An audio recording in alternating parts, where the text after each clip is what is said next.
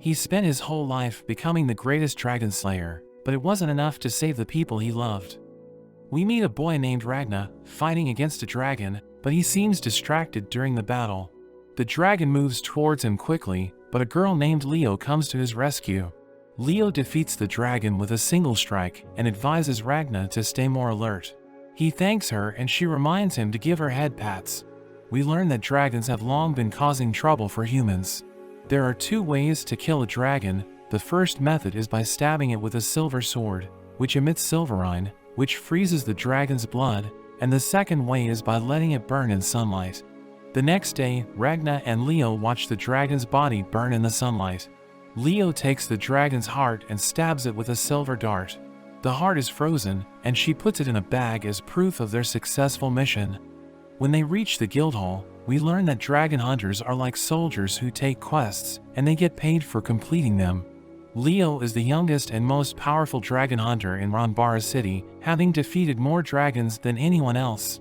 The 2 have dinner together, and Leo asks Ragna if she can have some meat, so Ragna promises to make her some later. This gets her excited, and Ragna thinks about how the other villagers envy Leo's ability, but he sees her as his hero. He takes a photograph of her, and they enjoy their moment together. A man sitting next to them interrupts and insults Ragna for leeching on Leo, but both Leo and Ragna have no idea who the man is. This annoys the man, and he yells at Leo, telling her that he is Sykes, the dragon hunter with the second highest number of dragon kills after her. Leo still doesn't recognize him, and this further annoys him, but he calms himself down. He walks over to Ragna and tells them that he's just a burden to Leo, because he has nothing to offer her aside from being her personal butler. Leo gets annoyed, so she draws her sword at him, dropping him in the process. She wonders why he became a dragon hunter, because most are just after fame and fortune, but she reveals she's there to become the strongest. Dragons are considered the strongest monsters, which is why she goes after them. She then asks who will follow her in fulfilling this quest, and only Ragna is brave enough to raise his hand. After putting Leo to bed, he starts to train outside while thinking to himself that he definitely needs to get stronger in order to protect Leo. While training, the old dragon slayer appears behind him, telling him that he can't achieve his goal and that he will lose Leo. Ragna sees a vision of Leo dying and it strikes fear throughout his body. He cries as he wonders if it was just a dream or if it's a prophecy. The following day, while walking home together, Leo asks Ragna why he didn't just buy the meat for her instead of cooking it himself. So Ragna explains that the meat served at the diner has little to no vegetables, which are essential for her health. Later that night, after dinner, he puts her to sleep, but he is still bothered about his vision. The following day at the Guildhall, the dragon hunters complain because there aren't any quests being posted, so Leo suggests that they go outside. She tells Ragna that she has noticed that there have been few dragons lately, but Ragna doesn't seem too interested, as he continues pondering over the vision he saw, and he tells her that her hair is getting long, so it's time to trim it. The following day while training, Ragna continues to hear the man's voice ringing in his head, reminding him that he will lose Leo. He becomes engulfed with rage, and he starts striking the tree next to him. The scene shifts to Sykes and other dragon hunters, discussing the possible cause of the lack of quests. It's revealed that the dragons are actually migrating to the east. Sykes expresses his surprise, because in the east lies Donapir, a kingdom that has not been attacked by a dragon for over a decade. Leo and Ragna sit at the bar in the diner. She tells Ragna that when they go to Donapir, they have to visit a famous pastry shop there. Leo notices how absent-minded Ragna seems. She checks his eyes and notices that he has bags under them. She also notices that his palm is unusually rough, which indicates that he has been training too hard.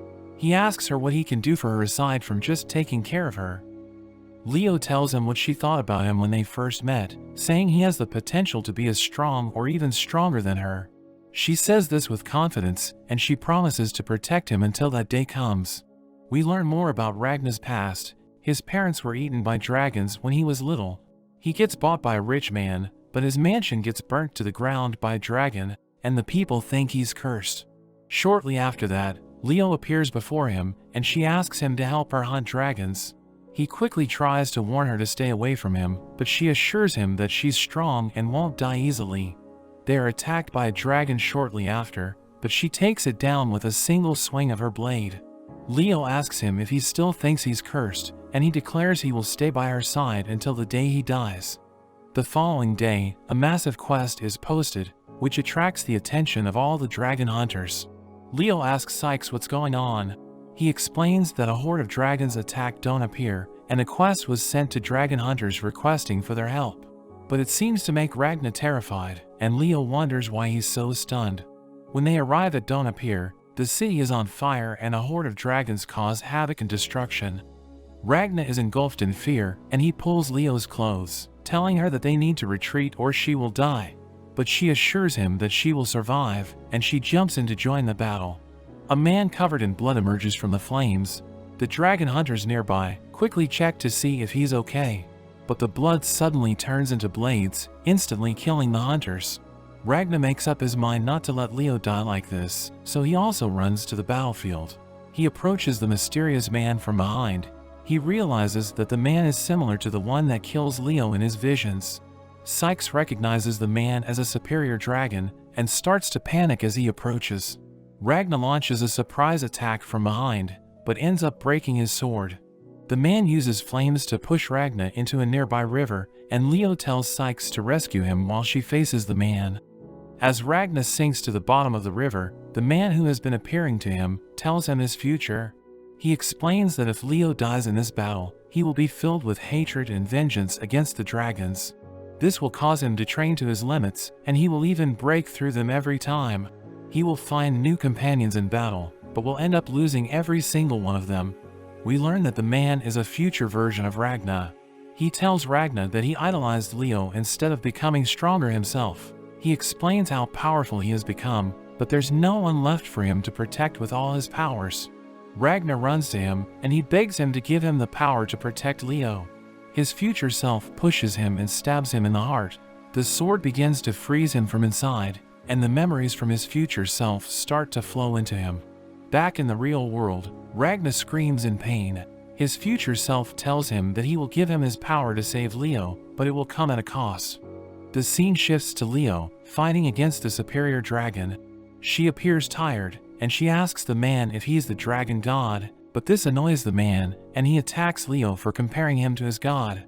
He introduces himself as Grimwelt, the 10th seed of the blood of the wing, and he notes that he is the lowest ranked out of all the superior dragons. He explains that his god loves the cakes from the famous pastry shop in Don't Appear, but the shop went out of business after it was robbed. This annoyed their god, so he ordered them to destroy the kingdom. He prepares to kill Leo, but he suddenly senses something behind him. We see Ragna slowly approaching him. There are dragons that try to attack him, but he freezes them with a single touch. As he approaches Grimwelt, it's revealed that over his time fighting with dragons, his future self was able to fuse himself with his silver sword, and his body became a weapon capable of producing silverine. After countless years of practicing how to control the silverine in his body, he perfected it and developed a powerful technique known as the silverine battle arts. As Ragna touches Grimwelt, his body begins to freeze, and he starts being engulfed with fear. He is reminded of the same aura he gets from the dragon monarchs, the leaders who are appointed by their god. He gets annoyed at himself for fearing a mere human, so he transforms into his full dragon form, preparing to fight with his true power. But Ragna is able to turn him to ice with his touch, and he shatters him into pieces. After the dust settles, Ragna catches his breath. When he turns around and sees that Leo is still alive, he runs towards her in tears and hugs her. Leo pets him, saying she knows that he worked hard to attain his level of strength. He knows how much his future self missed Leo, and Leo thanks him for saving her. Ragna's future self and a mysterious woman are seen in another dimension. We learn that he has died, as the woman reminds him of the price that must be paid. She notes that his past self also won't be able to live for long due to the intense power that he received, but she hopes that their past selves fulfill their dream of creating a world without dragons. Back in the real world, 6 cities in the kingdom have been destroyed. When Ragna wakes up, he's still so excited to see Leo alive, and he starts crying. Sykes enters the room and wonders why he's crying like a child. Ragna explains that the dragons treat their god's word as law. Since the god ordered them to destroy the kingdom, they won't stop until they fulfill his wish. So he tells them that the only solution is to get out of the kingdom. Sykes wonders what he's done with the real Ragna, because the Ragna that he knows isn't as smart or as strong as him. He asks him who he is, but Ragna just falls asleep. Suddenly, Leo and Sykes feel the earth beneath them tremble. They rush towards the window to see what's happening, and they discover that the forest on the outskirts of the kingdom is approaching them. Sykes rushes to announce to the dragon hunters that the forest is attacking them, and Leo rushes out to defend the kingdom. Meanwhile, in the forest, we see that a superior dragon named Temru is behind the attack. He has a chef that brings him food, and they nervously wait to see his reactions. He turns out to be delighted by the dish, and the chef is relieved, but Temru notes that it still isn't as good as human meat, so he bites down on the man. He then grabs the two women, and he eats them as well. He turns his attention to the last girl, noting that since their god has commanded them, he is free to eat every person in the country. Meanwhile, we see Sykes running through the kingdom as he slashes through the tree roots. He notices that they freeze, so he realizes that a dragon is behind the attack. Leo also cuts down the roots, but she notes that there are just too many. She suddenly sees that Ragna was captured, so she rushes to save him. There are tree roots that are about to stab her, but Ragna suddenly awakens as he freezes all the roots in the area. He senses the presence of the dragon, and he instantly heads over. Leo tries to keep up with him, but he just leaves her behind. He arrives at the dragon's lair, instantly taking it out with a kick. He notes that he's cursed, and he has seen the future where everyone close to him gets killed by dragons. He wonders what he can do to avoid losing everyone, and he comes to the conclusion that he must wipe out all the dragons. He wonders how he can succeed, when even his future self wasn't able to do it. At that moment, the girl beside him wonders if he's okay, and Ragna is surprised to see her, recognizing her as Crimson. She doesn't know what he's talking about, but Ragna tells her his plan to slay all the dragons, asking her to help him. The girl tells him he has mistaken her for someone else, so she starts introducing herself, but Ragna already knows her name is Eliza, and she's a 14-year-old boy from a farming village, which was attacked by a dragon. He knows that this is just her cover story, as he reveals he has met her future self, but the girl still says she doesn't know what he's talking about, saying her name is actually Elise. Ragna claims she is actually Crimson, the former dragon monarch of the winged bloodline, but she was branded a traitor after trying to kill the dragon god. We learn that she was the one who linked the future and the present, and the one who allowed Ragna's future self to give him his power. He isn't sure why, but he knows her goal is to wipe out all dragons, including herself. He tells her they need to work together to achieve the goal of their future selves. The girl is about to take his hand, but she suddenly slaps him instead, insulted that he called him a man as well as a dragon. Leo catches up to them, wondering if the fight is already over, but the dragon suddenly reappears. It prepares to devour them, but Ragna throws an orb as he gets away with Leo. It turns out to be a bomb, and the dragon explodes with ice. Leo is amazed by how strong he's become, but Ragna asks her for a favor, asking her to help lead the remaining people across the border, telling her he plans to stay behind. Leo refuses to leave him, insisting that they stick together. He tells her it will be dangerous if she stays, but she thinks that it's just a normal part of being a dragon hunter. However, he tells her that she's just too weak and that she'll die if she stays with him. Leo is devastated hearing this, and she even swings her sword at him, but he stops it with a single finger and he knocks her out. When she wakes up, she finds herself being carried by Sykes, and we see they are with others who are headed to the border. In a flashback, we see Leo telling Ragna how she wants to become the strongest. She wonders what kind of dream he has, but he says he's happy as long as he can be with her, so she can't understand why he would leave her.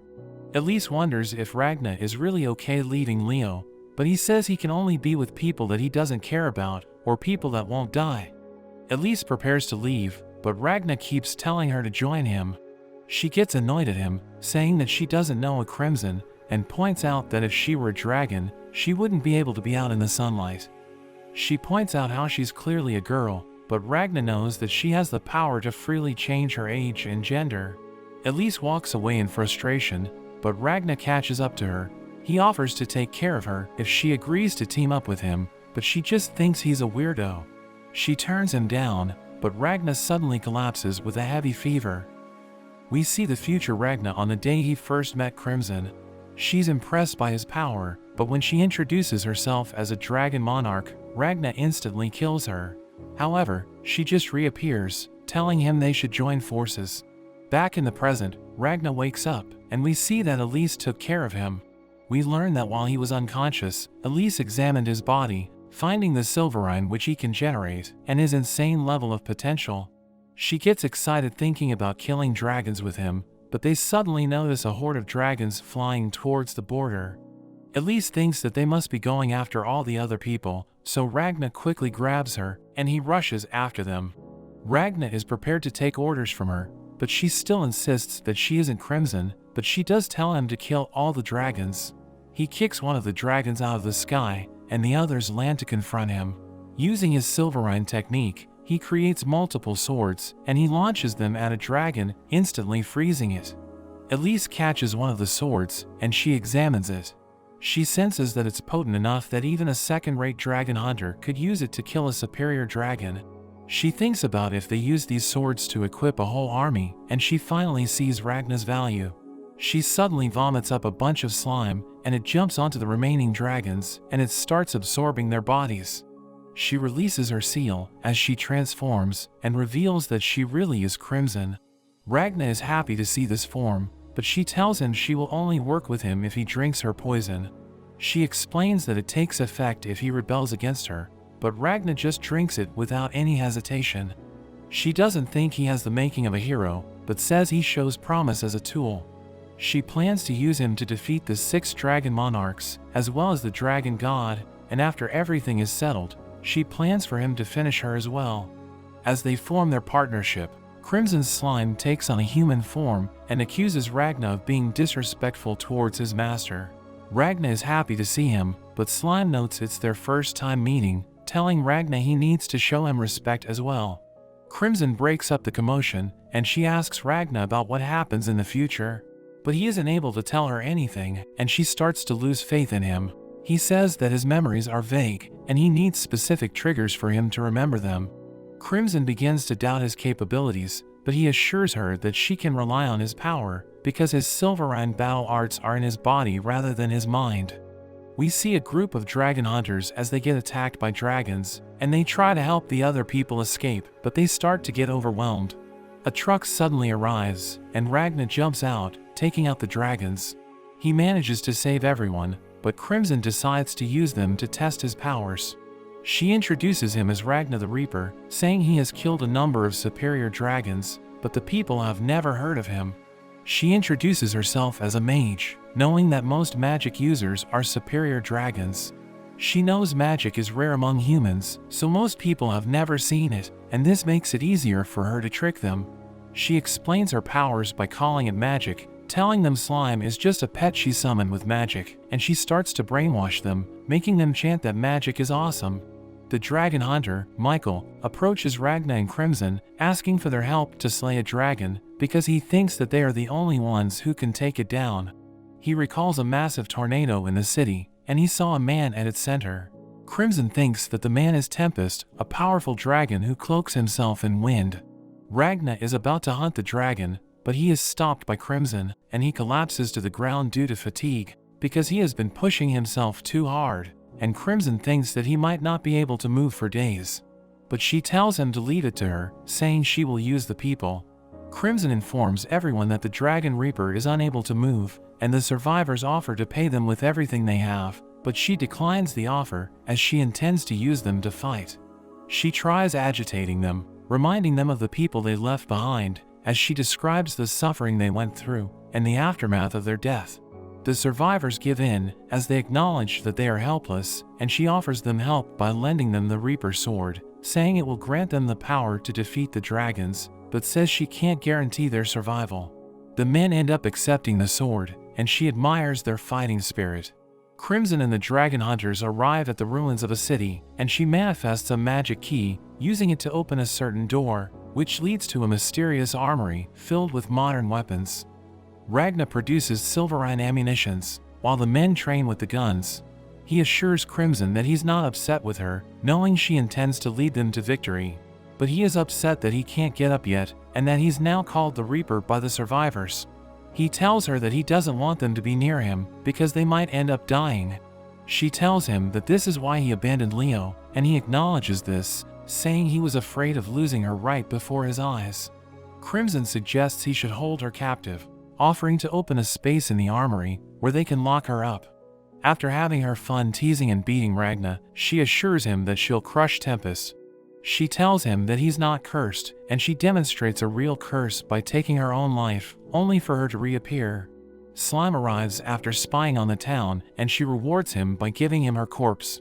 Slime takes on the shape of the town, with the vortex in the middle, noting that there are women floating with their limbs torn off. She knows that Tempest will use the women to entertain himself, thinking it will distract him for a while, so she decides not to tell the others about this. Crimson rallies the dragon hunters, and she delivers a speech, inspiring them to take on the dragons.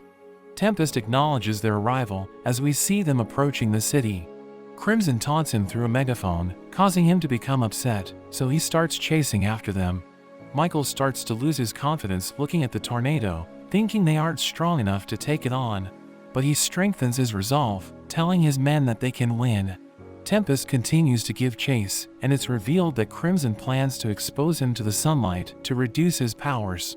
Michael opens fire, and the bullets freeze the wind. We learn that Silverine doesn't freeze the dragon's blood, but it freezes the magic within, and since the wind is controlled by magic, the bullets can freeze it. Tempest thinks that they're using silver bullets, but the bullets are just ordinary lead bullets that contain Ragna's Silverine. He is amused by their tactic and is confident with his powers.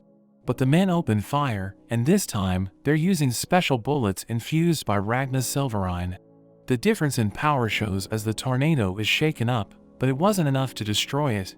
Tempest becomes angry, and the tornado speeds up, but they continue to shoot, further angering him, so he increases his power output. But in his anger, he failed to notice the wall covered in Silverine battle arts, and he crashes into it, destroying the tornado. Slime grabs him in midair and throws him to a Silverine spear, stabbing him through the heart. With his defenses down, he begins to burn in the sunlight. Slime begins to celebrate, but the ground lifts them off and sends them crashing, giving Tempest a chance to recover. But as he is about to remove the spear, he gets hit by the truck, and the dragon hunters continue to open fire on him. We learn that if Tempest had taken on his dragon form, he would have gained the power to summon 8 tornadoes simultaneously, and Crimson's plan would have fallen apart. But due to his arrogance, he wasn't able to predict that he could be defeated so easily, and a dragon hunter delivers the finishing blow, slicing off his head. Ragna recalls the conversation he had with Crimson from the night before, where she told him that choosing her over Leo was the right choice. He notes that Crimson probably didn't take the battle seriously, seeing it as a chance to conduct an experiment on him. As the men celebrate in the distance, Crimson is amused by the sight of Tempest burning in the sun. Ragna is reminded of how dangerous she is, as he remembers that he needs to hunt her down after all the dragons have been defeated. They gather the survivors, giving them everything they need to survive, as Crimson hopes that they can escape the country. They appreciate her help, but she erases their memories, making them forget about her. They thank Ragna instead, but he insists that it was a team effort, saying it wouldn't have been possible without them, and they bid each other farewell. Ragna and Crimson listen to the news, and they hear an announcement from the royal army, informing them about a large-scale dragon attack near the border and ordering the civilians to evacuate. Ragna and Crimson know it's a trap, and that the announcer is trying to herd the citizens into the capital, so they decide to go there as well. 5 days earlier, the king learns how Donapir was destroyed by a lightning storm, and dragons wiped out all the soldiers stationed there. The king orders his men to gather the troops stationed in the other areas, and recruit dragon hunters into their army, ordering them to avoid superior dragons. This incident reminds the king of what happened 20 years ago, when Donapir was attacked by the Garnesian army, but they were saved when dragons arrived to destroy the army with lightning, so the king wonders why they are now being attacked. We learn that a barrier is protecting the capital, but he knows that superior dragons are extremely powerful. He is suddenly visited by an angel, who introduces herself as Ultimacia, the winged monarch, apologizing for the sudden intrusion. The king wonders how she passed through the barrier, which works by emitting sunlight accumulated during the day at nighttime to keep the dragons away. She assures the king that the barrier is fully functional, and she's just bearing the heat to talk to him. The king is bewildered by this, but notes that Ultimacia has no record of publicly taking action. She assures him that his men are safe, and she merely stopped time so they can talk in private. She apologizes to the king, and shows her subordinate's head, saying she never intended to attack Donapir, so she punished her subordinate, Kamui, for acting on his own. The king is confused, but he notices that even though time is frozen, he can still move, and that there's a possibility to attack Ultimacia. But he decides against this, knowing his kingdom may be destroyed in retaliation. He accepts her apology, but she reveals that she wanted the people of Donapir to have a tranquil death, and the king is confused to hear this. She explains that God ordered the country to be destroyed, so she made preparations to accomplish this goal, but she was hindered when her subordinate destroyed Donapir. She knows that people are seeking refuge, saying she can't let them leave, so she ordered her men to attack the towns near the country's border, so that they won't be able to escape. The king begs her to order her men to stop, but she tells him that she can't, saying the battle is going to be a one-sided bloodbath. The king is left with no choice but to kill her, so he prepares to attack her with his ring. We see all the power in the capital being drained, as the barrier protecting the capital is converted into a weapon. He aims at Ultimacia, intending to kill her, but her subordinate Borg attacks him. She reminds Borg that he was not supposed to kill the king, but he assures her that the king is still alive. She reverses time, restoring the king's body, and she apologizes to the king for Borg's action. The king is afraid, because he still remembers what happened, so he realizes that he has no chance against them. She tells him that there is no way for the people in his country to escape their deaths, because God wants them dead. She asks the king for his cooperation to help ensure that his people die without suffering, and he ends up agreeing to this.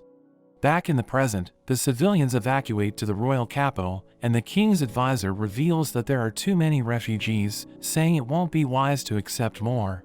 But the king tells him not to think about the future, as Kamui mocks him, saying he has no guts. Ultimacia tells him that their plan has begun, so they will be able to give the humans a peaceful death in 10 days. But she mentions that there is a problem, because one of her subordinates was killed by Princess Starlia, and 3 superior dragons were eliminated by an unknown force. She blames Kamui for their deaths, saying she won't forgive his recklessness, but he wants to make it up to her, so she returns his heart, telling him that his punishment has been suspended, and she orders him to help deal with the situation. We see a scene from Ragna's future, as he is defeated by the superior dragons. They discuss what to do with him, thinking they should eliminate him. He feels pathetic, wondering why he's still alive, as he thinks about giving up.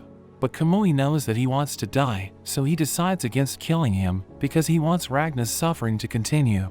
He mocks the others for wanting to give Ragna a merciful death, asking them if they have any objections, but Ultimacia strikes him down, saying she hates people who destroy the peace. She reveals that she wants to welcome Ragna into the bloodline, and she approaches him, knowing she is responsible for his country's destruction. But she thinks that his survival is the will of God, thinking he is amazing for managing to stay alive. He doesn't understand what she's saying, so her subordinate, Zora, explains that he is about to become a superior dragon. We learn that superior dragons were once humans, but they transformed after receiving blood from Ultimacia, so they think that Ragna should be happy because he is about to evolve into a greater being. But he blames the dragons for killing everyone, so he wants to have his revenge. Zora tells him that his hatred will disappear after he transforms, and Ultimacia summons a blood sword, telling Ragna that she will use it to stab his heart. She assures him that he won't lose himself, telling him that his perspective is about to change, as he starts screaming in agony. Back in the present, we see Ragna and Crimson riding a train, as Crimson wonders if he remembered something important. He thinks that Ultimacia is worse than Crimson, seeing her behavior as disgusting, because she is so kind, and yet she is responsible for killing everyone, so he is determined to hunt her down. Crimson notes that Ragna still can't use his full power, so he will need years of preparation to defeat Ultimacia. But she thinks that Ultimacia has already received news of their exploits, so her strongest subordinate Kamui must be on his way to investigate. She thinks that they may be able to deal with Ultimacia while he's away, seeing it as a chance to do an experiment which will decide their future. Meanwhile, Ultimacia recalls that the country no longer exists in God's mind, so she sees it as her duty to erase it from existence. She mourns her fallen comrades, thinking they have failed God, and she wants to pay tribute to them by destroying the country. Ragna and Crimson arrive at the royal capital, as Crimson reveals that they are in the Commerce District, and they need to make their way to the Old District. She wants to hide her real identity, telling her companions not to call her by her name, but she notices that Ragna is sick, as he reveals that he's really bad with crowds. She tells him to get used to it, asking him if he wants to stop the hunt, but he tells her that he is willing to sacrifice everything to defeat the dragons. They reach the Old District, and Crimson says that she will start making preparations for her plan. She tells Ragna to keep a low profile, advising him not to mention the enemy's name and to avoid talking to anyone. As she walks away, she wonders why there aren't enough people, because millions of refugees should be crowding the capital. She thinks that their numbers are already decreasing and that people are starting to disappear in the main district. The superior dragon Nebulum mentions that the disposal for the day is finished, saying they just need to wait until night time. He tells Borg that Ultimacia is inspecting the refugees' conditions in the Old District, and Borg becomes upset, reminding him that it is their duty to look after her. Meanwhile, we see the Lieutenant General Rowan as he enjoys his time with the ladies. Crimson approaches him, and he recognizes her as his master. But she hits him, reminding him that she ordered him to gather intel, while disguised as a high-ranking official, but he is wasting his time with the ladies. We learn that he is a golem, and her servant Chimera joins them, ready to receive orders from her. She tells Chimera to make Ultimacia clash with Ragna, thinking they can defeat her. A crowd gathers before the soldiers, who release the curtains, revealing the corpses of dragons. A soldier tells them that their country is being attacked by dragons, but he tells them not to worry because the royal army is winning against the dragons. He promises the people that they will be able to return to a peaceful life, and they are happy to hear this, praising the royal family. But Ragna knows that this is a trap, so he starts walking away. He walks past Ultimacia, and he immediately recognizes her, so he becomes scared. He recalls that Crimson advised him not to go after her alone, but he thinks about taking her out. She approaches him, wondering if he is unwell, so he panics, not knowing what to do next. Crimson reveals that she plans to use Ragna to defeat Ultimacia, asking her servants to cooperate with her plan. But Golem thinks they can't defeat Ultimacia because she has the power to manipulate time, thinking Ragna isn't strong enough to defeat her. Chimera calls him a coward, saying they don't need his help, but he asks her a simple math problem and she struggles to solve it, so he insults her, telling her that even a kid can solve it. He thinks that she can't serve Crimson with her low intelligence, but Crimson tells him to stop, reminding him that she created them, so they shouldn't insult each other. He shows them a recording of when Ultimacia reversed time, and Crimson admits that her power is impressive, but she knows that it isn't invincible. Meanwhile, Kamui attacks Michael's group, saying he can't believe that they defeated Tempest. Michael realizes that he is stronger than Tempest, and he asks them about their silver swords, preparing to take them out. We return to Ragna, as Ultimacia wonders what's wrong with him. Slime tells her to stay away from Ragna, because the crowd makes him sick, and he chooses not to fight her, telling her not to worry about him. She apologizes for jumping to conclusions, as he thinks that he made the right decision, because he shouldn't act on his own. Slime tells her that she doesn't smell like a human, asking her if he can lick her face, but a boy stops him, and she reveals that she is helping him find his parents. Ragna knows that she is responsible for countless deaths, so he asks her why she's doing this, but she says that she doesn't need a reason to be kind. He is about to walk away, when Nebulum suddenly arrives, telling her that Borg is angry. He says that Ragna looks like a dragon hunter, but she tells him that Ragna is just sick because of the crowd. He realizes that he isn't so different, so she thinks about finding a place that isn't too crowded. Chimera and Golem continue to watch the recording, and Chimera wonders why Ultimacia resumed time when she decided to reverse it. Golem thinks that it's because her power has limitations, and Crimson agrees with him, saying she can't stop and rewind time simultaneously. Crimson reveals that this is her weakness, explaining that they can keep destroying her body, so that she will be forced to rewind time, and she will eventually run out of magic. Crimson thinks that Ragna can take her on, as she recalls the conversation she had with him, where he mentioned that their future selves were able to defeat Ultimacia, so she knows that they can win against her. Crimson mentions that Nebulum and Borg might interfere, so she orders her servants to deal with them. We see Ragna walking in an alley, as he continues to wonder if he made the right decision, knowing his future self would have attacked Ultimacia. He recalls Crimson's orders, knowing he was able to maintain his composure, but he wonders why he feels terrible. Slime reveals that he can contact Crimson, but Ragna says that he has found the target, and he wanders off on his own. Meanwhile, Crimson reveals that she's been giving Ragna subliminal messages, thinking she will be able to manipulate him in the future, because he's just a man with extraordinary powers. She is about to tell her servants about her plan, but Slime calls her, telling her that Ragna has betrayed them. Ultimacia helps the boy reunite with his parents, but she asks Nebulum if the boy's family is included in today's list, and he confirms this, saying they are scheduled to disappear. Ragna overhears this, and he continues to listen in, as Nebulum explains that he can make the people in his barrier disappear without suffering. Ultimacia thinks that the humans are doomed, but she wants them to be happy before they disappear. She adds that displaying the dragon's corpses was very effective, because it gave them peace of mind, but she realizes that Ragna has returned, and he tells her that her behavior makes him sick. He admits that he is angry, and his resolve to defeat the dragons is so strong that he is ashamed of himself for choosing to walk away. Ultimacia tells him that she doesn't understand what he's saying, but Nebulum's body crumbles as Ragna prepares for battle. She realizes that he's an enemy, so she decides to stop time, but he rushes to her, slicing her into pieces. She reverses time, restoring her body, but before she could do anything, he punches her with all his might, blowing her away. He continues his onslaught, preventing her from stopping time, so she tries to counterattack, but he launches her to the air and blows her away. She unleashes a fire blast, but he throws Silverine swords, stabbing her repeatedly. She struggles to keep up with him, unable to defend herself, and he tells her that the greatest kindness she can do for the people is to die by his hands. We return to Ragna's future, as Ultimacia stabs him, causing his body to heat up.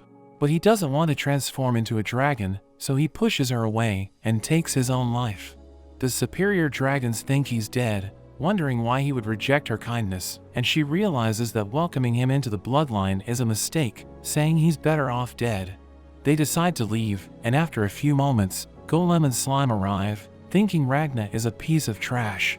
But Crimson inspects his body, realizing that he froze his heart to stop the transformation. She orders Golem to carry him to their base, saying she's going to revive him because she knows that he has potential.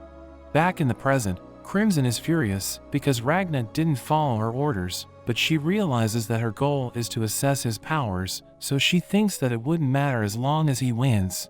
Chimera informs her that he has the advantage, saying Borg and Nebulum are nowhere to be found. She notes that the barrier around the capital disappeared, so she thinks that Nebulum is dead, but she isn't sure about this, so she orders Slime to look for him. Golem sees Borg leaving the castle, and Crimson orders him to fight Borg. He thinks he can't win, because he has no time to switch to his combat body, but she tells him that he just needs to buy time. We return to Ragna, as he delivers a devastating blow, shattering the wall with the impact. He continues to pressure Ultimacia, as she realizes that she doesn't stand a chance, but Borg tells her that he's going to fire his cannon, thinking it's the only way to defeat Ragna. But as he is about to fire it, he ends up getting ambushed, and we see that Golem was able to snipe him. Ragna continues his beatdown, but he is suddenly trapped in a barrier, as he realizes that Nebulum is still alive. He is struggling to maintain the barrier, but he is determined to protect Ultimacia. She is able to restore a portion of her body, and she summons dragons, using them to surround Ragna. But he unleashes his full power, and he is about to break the barrier, so Nebulum thinks about sacrificing his life to stop Ragna, but Slime suddenly eats him. The barrier shatters, but Ultimacia has already restored her body, and she is about to stop time. But Ragna charges with ridiculous speed, destroying her body in an instant. At that moment, she recalls how Kamui told her about her weakness, saying she takes too long to stop time, so she's going to have a hard time against powerful opponents. Ragna kicks her away, causing her to crash to the ground, and he proceeds to pummel her while she's down, shattering the ground with his strength. But she recalls how Kamui told her to use her trump card if she can't defeat her opponent, so she uses her ultimate skill, allowing her to rewind time for the whole world. Ragna finds himself in the middle of the crowd, but he can feel that something's wrong, knowing he needs to do something fast. Ultimacia stops time, revealing that her ultimate skill consumes a lot of magic, but she knows that she can't defeat him unless she uses it. She prepares to take him out, removing the people from the area, but she sees his hand move, causing her to panic. She thinks that it's impossible because she didn't allow him to move and stop time, so she thinks that she's imagining things. Nebulum arrives, and he still remembers what Ragna did to Ultimacia, so he becomes angry, punching Ragna repeatedly. But she stops him, telling him to look at his arms, and he realizes that he's injured, as she explains that Ragna's blood can melt dragons, so they need to be careful not to touch it. She notes that Ragna's body is extremely durable, thinking the source of his power is within his body, and they need to destroy it with an incredibly powerful magic. So she orders Borg to contact the king and tell him to fire his weapon at Ragna, thinking it should be strong enough to kill him. She tells Nebulum to protect the people with his barrier, and they are about to walk away. But Ragna gets back up, and he lunges at her, causing her to freak out because she can't believe that he can move and stop time. She summons a firewall as she wonders how this is possible because aside from the king, the only people who can move and stop time are the people who share her blood. Nebulum tries to protect her with his most powerful barrier, but Ragna easily destroys it, and he unleashes a devastating combo, slicing her into pieces. She decides to rewind time, and Ragna continues to pursue her as she starts to panic, wondering what she should do next, because she's running out of magic, so she thinks that she's about to die. But as he's about to strike her down, he suddenly loses control, and he realizes that his body is unable to keep up, because he's been using too much of his powers. He falls to the ground, and Nebulum escapes with Ultimacia, as the king fires his weapon, destroying the area with a magic beam.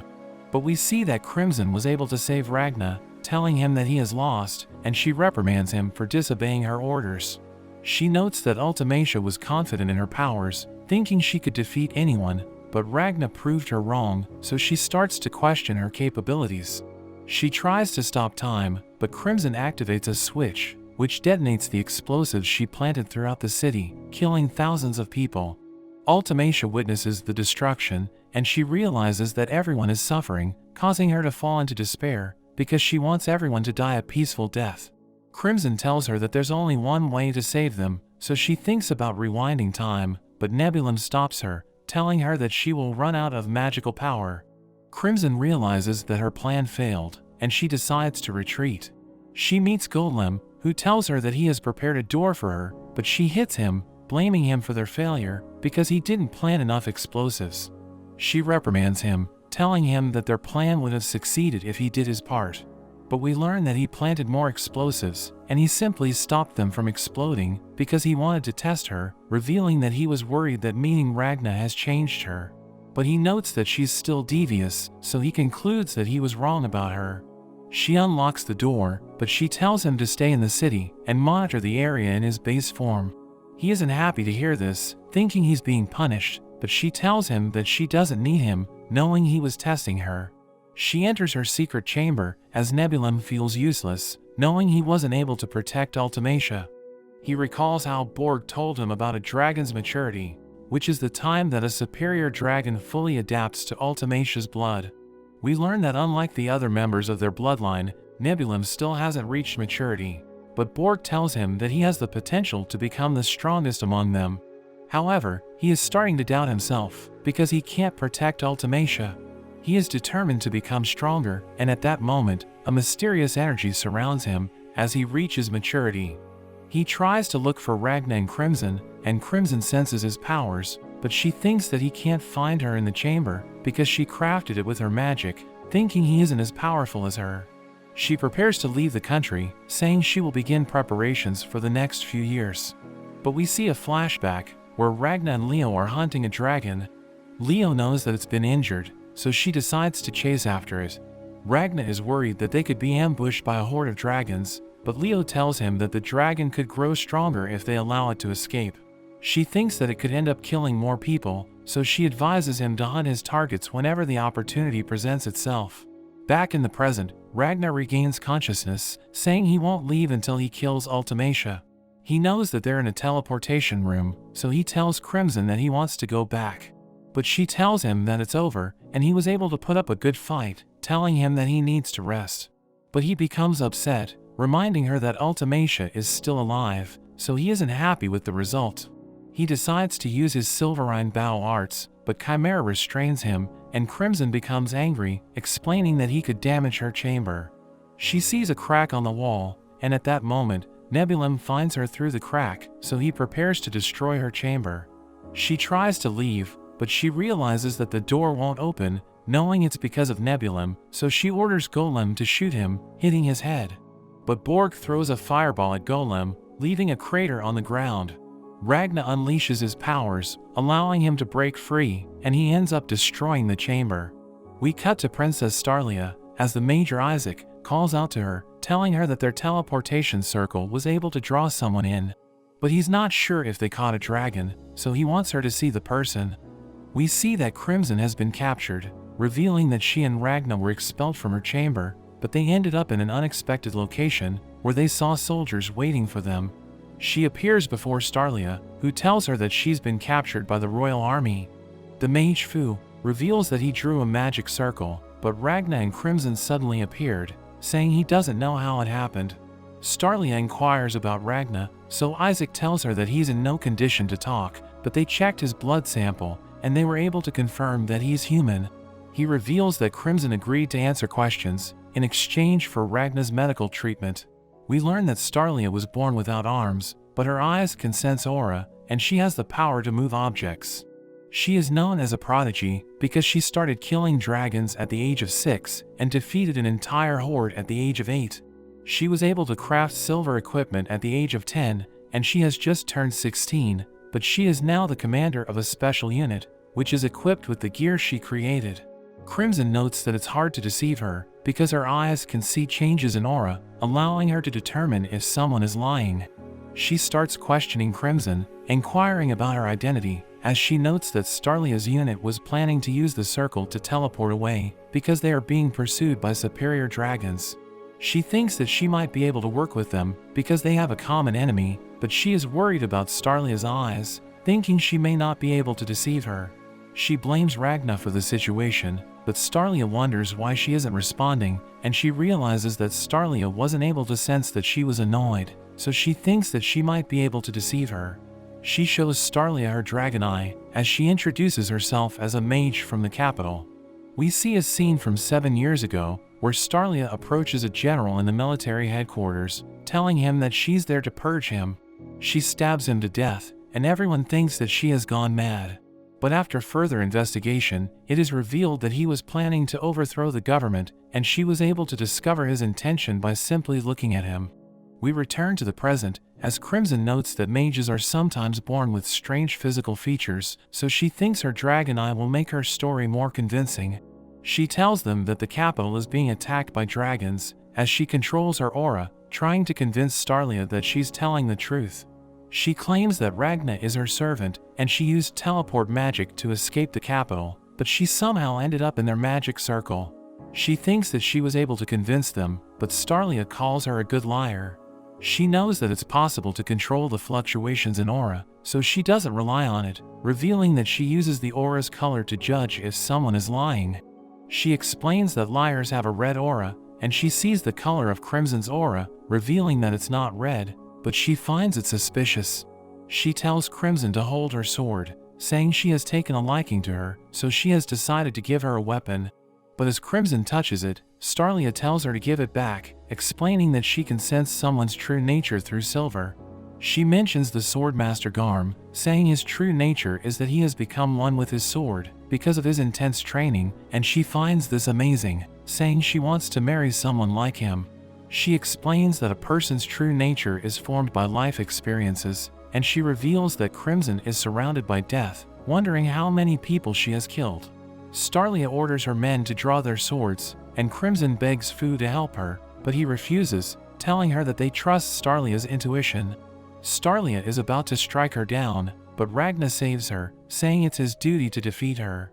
Isaac wonders where he came from, and he sees Garm lying on the ground, realizing that he has been defeated. Starlia loses her composure because she sees Ragna's true nature, which is a sword with a man's body. Her soldiers become angry, thinking Ragna did something to her, so they attack him, but he easily defeats them. Starlia sees him as the perfect fusion of human and Silverine, thinking he's the strongest being alive. In a flashback, we see Starlia with her tutor Nazarena, who informs her that her engagement has been called off, but she doesn't care, saying she doesn't want to get married. Nazarena is upset, revealing that she will receive a reward if Starlia gets married, so she implores her to marry someone, but Starlia says that she will only marry a man if she completely falls in love with him. Back in the present, Nazarena notes Starlia's reaction as she stares at Ragna, thinking he's perfect for her. He tries to talk to her, but she becomes nervous, thinking she's being weird. Crimson tells him what to say, and he implores them to spare her, promising to obey their orders. They end up in a prison cell, as Isaac tells them to wait until Starlia decides what to do with them. Crimson attacks Ragna, wondering why he interfered with her plan, but he tells her that he doesn't want to run, because Ultimacia will kill more people if they don't hunt her down. Crimson reminds him that he lost, so she tried to save him, but he ended up destroying her chamber, and she doesn't know what happened to Golem and Chimera. He inquires about Slime, and she sees a part of him on Ragna's body. She uses it to revive him, but he is smaller than he used to be, and she blames Ragna for this, saying they just lost a valuable asset. She reveals that they're in an underground military facility, but she knows that they're not safe there, saying everyone is in danger.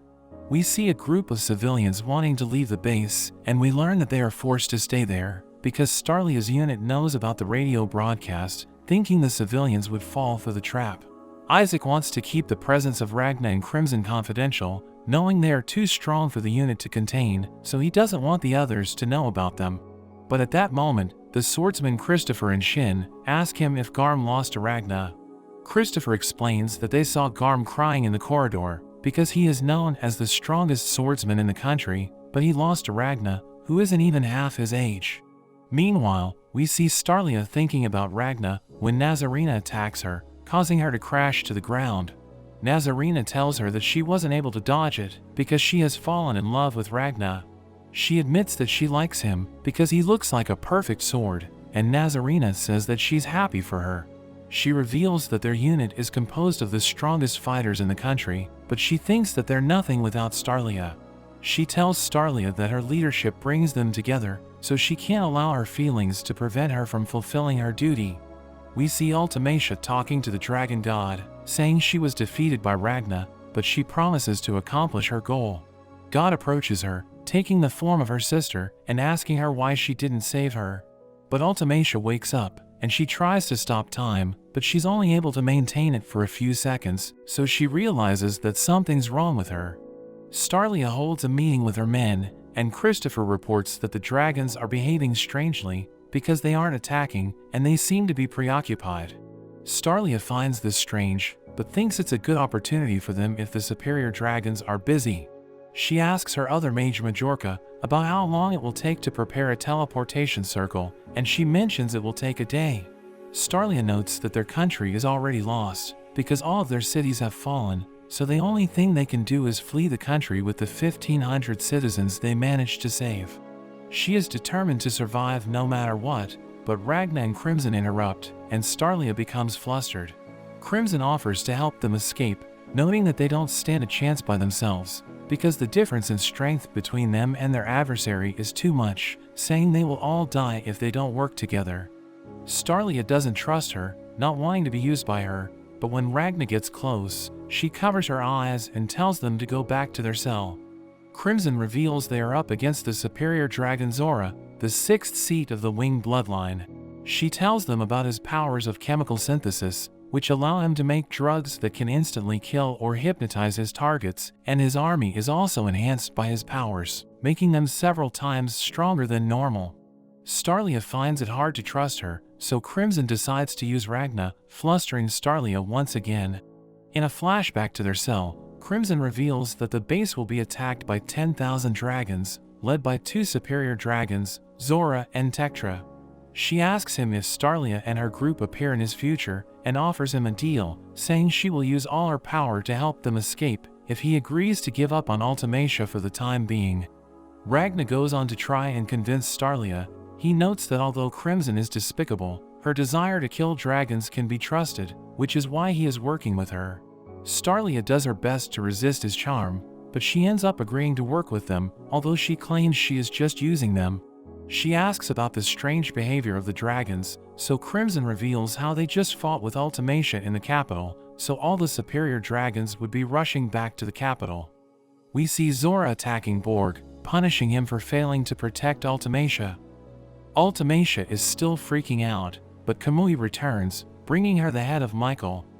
He mentions Michael said something interesting before he died, but Ultimacia isn't interested, saying it's in poor taste to find amusement in the final words of someone who suffered. Kamui goes on to show her one of Ragna's swords, and she immediately recognizes his power. He teases her with it, so she ends up using it to cut him. He laughs it off, and he tells her the reason why she has lost her power to control time, saying it's because she lost her confidence.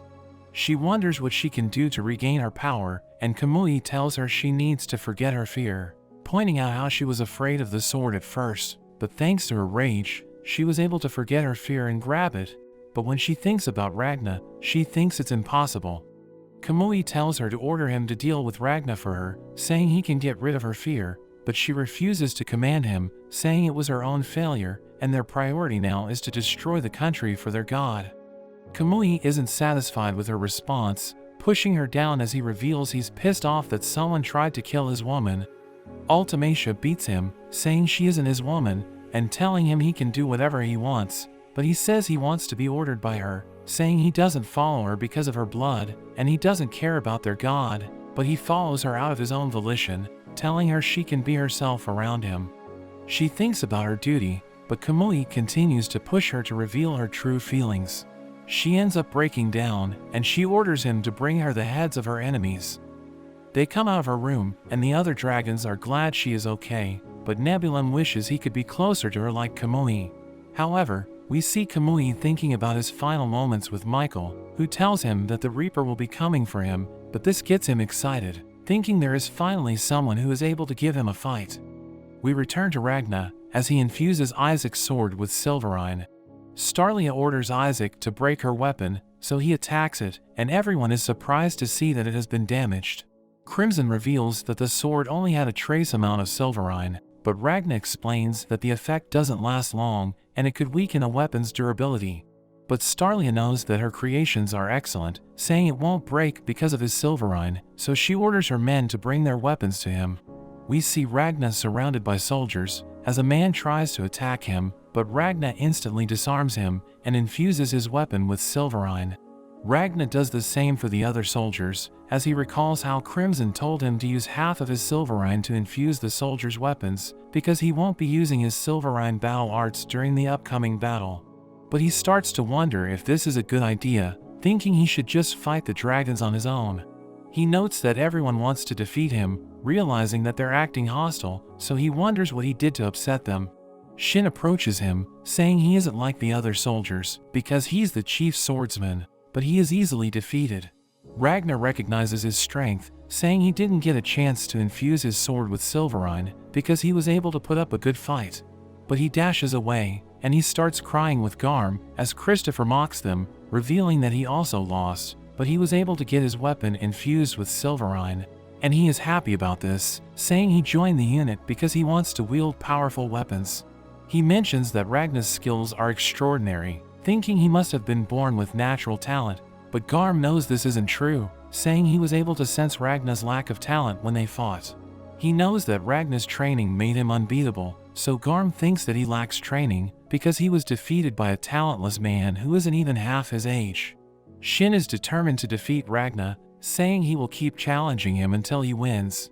But after some time, we see that Shin has been defeated for the 7th time as Ragna meets the twins, Hasela and Greya.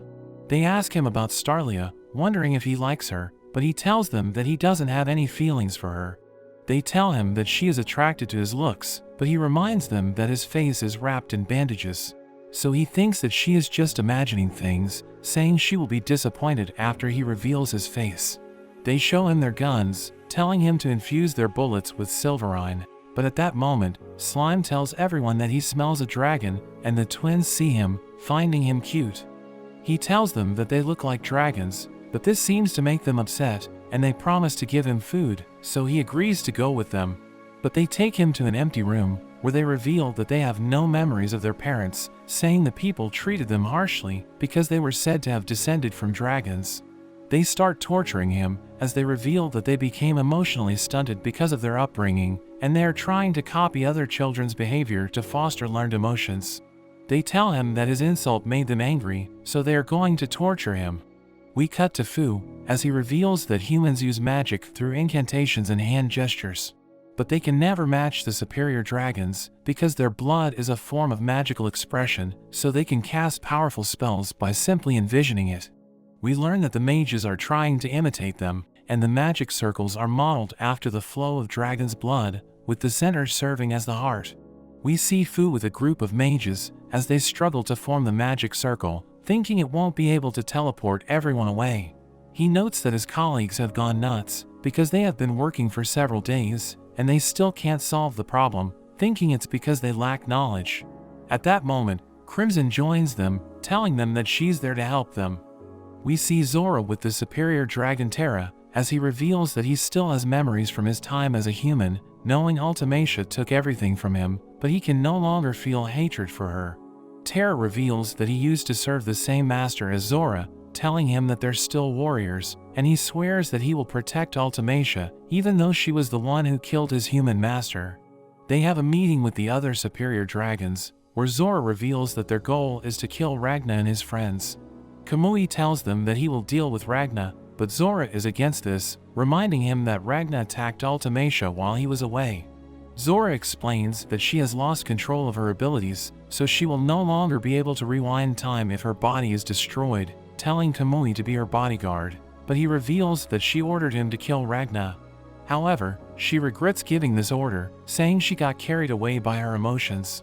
Nebulum thinks they don't need to look for Ragna, because he knows that Ragna wants to kill her, saying he wants to protect her with his life. But Ultimacia wonders who will destroy the country, because Kamui and Nebulum will be staying with her. Zora tells her that he will take care of it, but he explains that he can no longer be merciful to humans, saying they will have to suffer painful deaths. She tells him that she won't question his methods, ordering him to kill every person in the country, and he tells her to order the dragons to attack the humans, while he and Terra deal with Starlia. He orders Borg to control the dragons, telling him to look for Ragna, because he might still be in the country. But Kamui thinks he could be working with Starlia, so Zora tells Kamui that he will call him if he sees Ragna.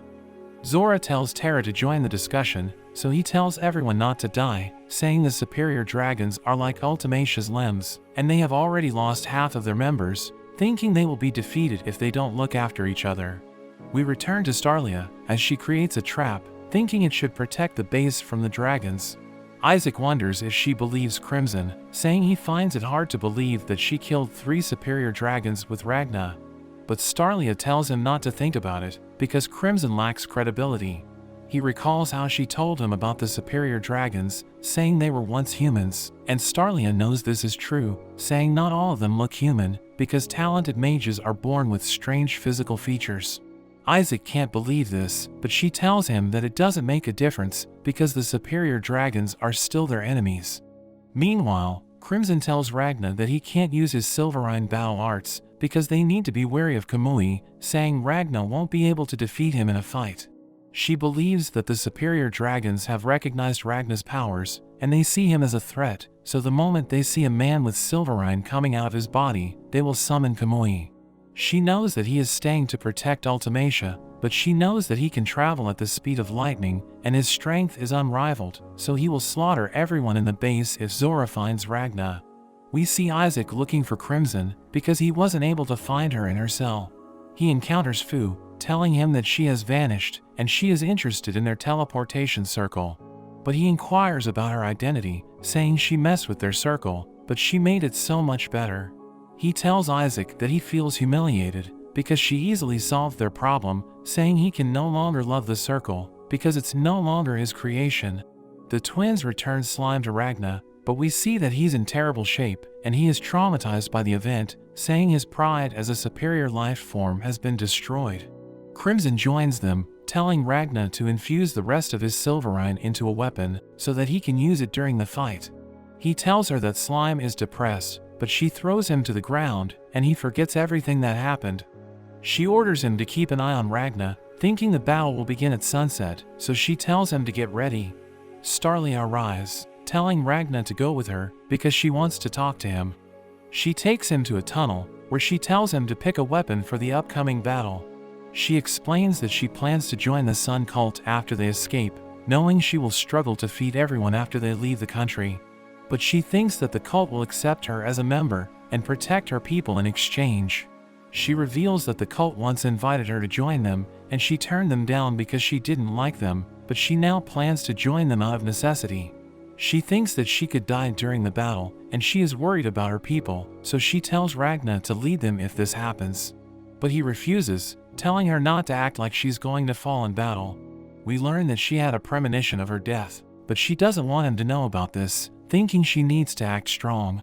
So she tells him that she is the commander, and it's only natural for her to prepare for her demise. She uses the weapons, threatening to kill him, as she reminds him that he is her subordinate, so he needs to obey her orders. He is impressed by her inner strength, because he never thought about what would happen after he dies. But she is thinking about her people, even as she's about to dive into battle, so he thinks that she's better than him, as he notes that she reminds him of Leo, and he wants her to survive.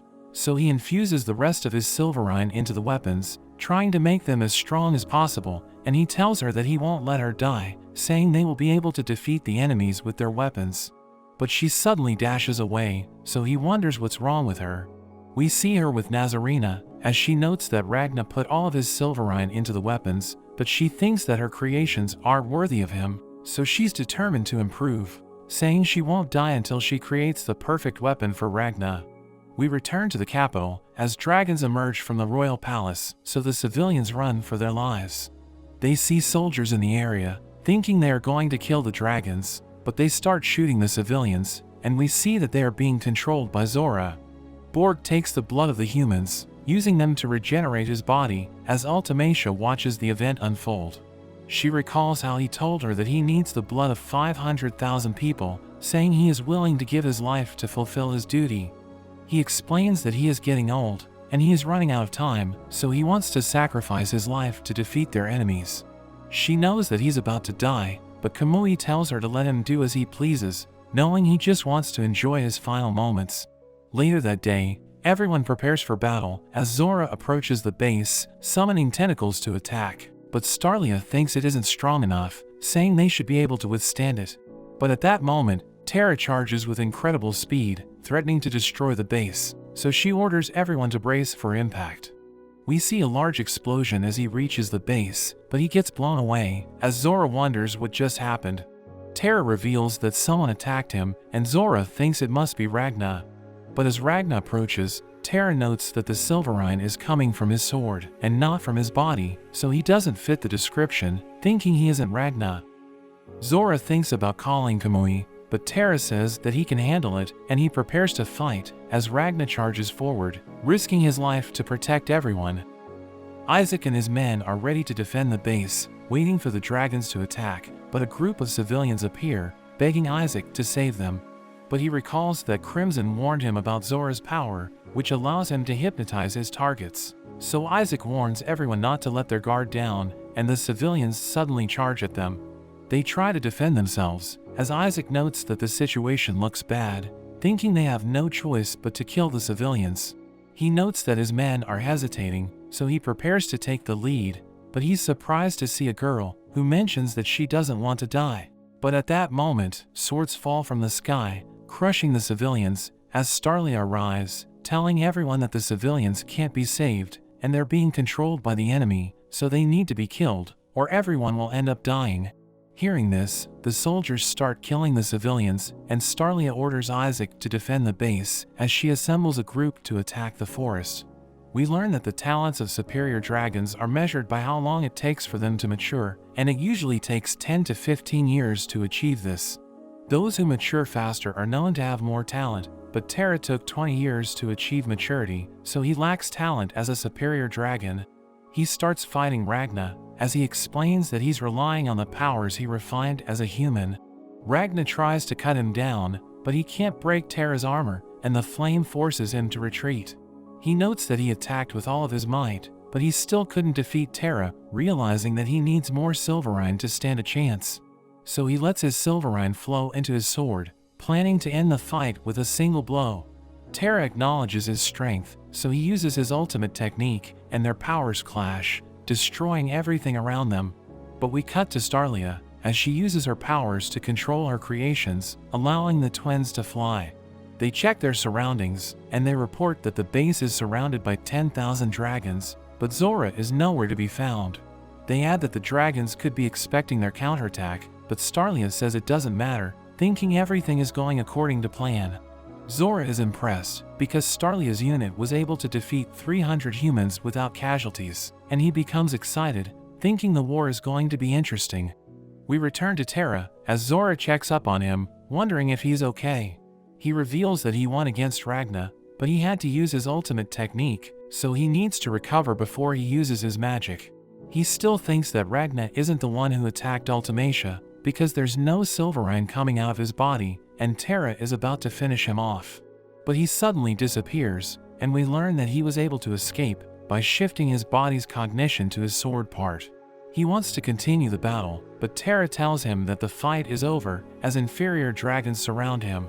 Terra knows that he's exhausted, so he thinks that Ragna is going to get overwhelmed by the dragons. Terra knows that Ragna is stronger than him, but his sword wasn't able to withstand his powers, so it ended up breaking before he could land the finishing blow.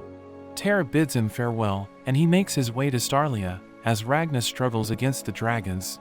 They're about to finish him off, but Shin suddenly arrives, using his fire to burn the dragons. He encourages Ragna to fight on, and Garm arrives, reminding them that they're surrounded by dragons. Ragna wonders why they aren't defending the base, but the dragons interrupt them, so they jump into action, as Garm explains that Isaac has the situation under control, and Starlia is preparing to launch a counterattack.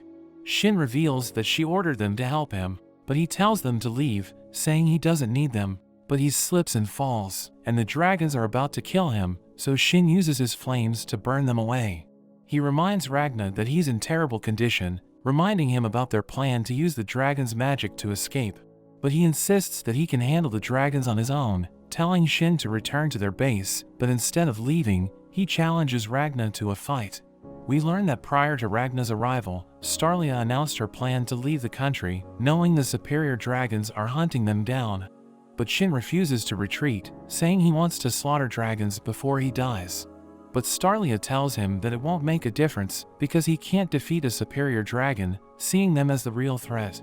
He tries to talk back, but she punches him, telling him to watch his tongue. He explains that he still hasn't reached his full potential, but Starlia tells him to survive, so that he can prove it to her.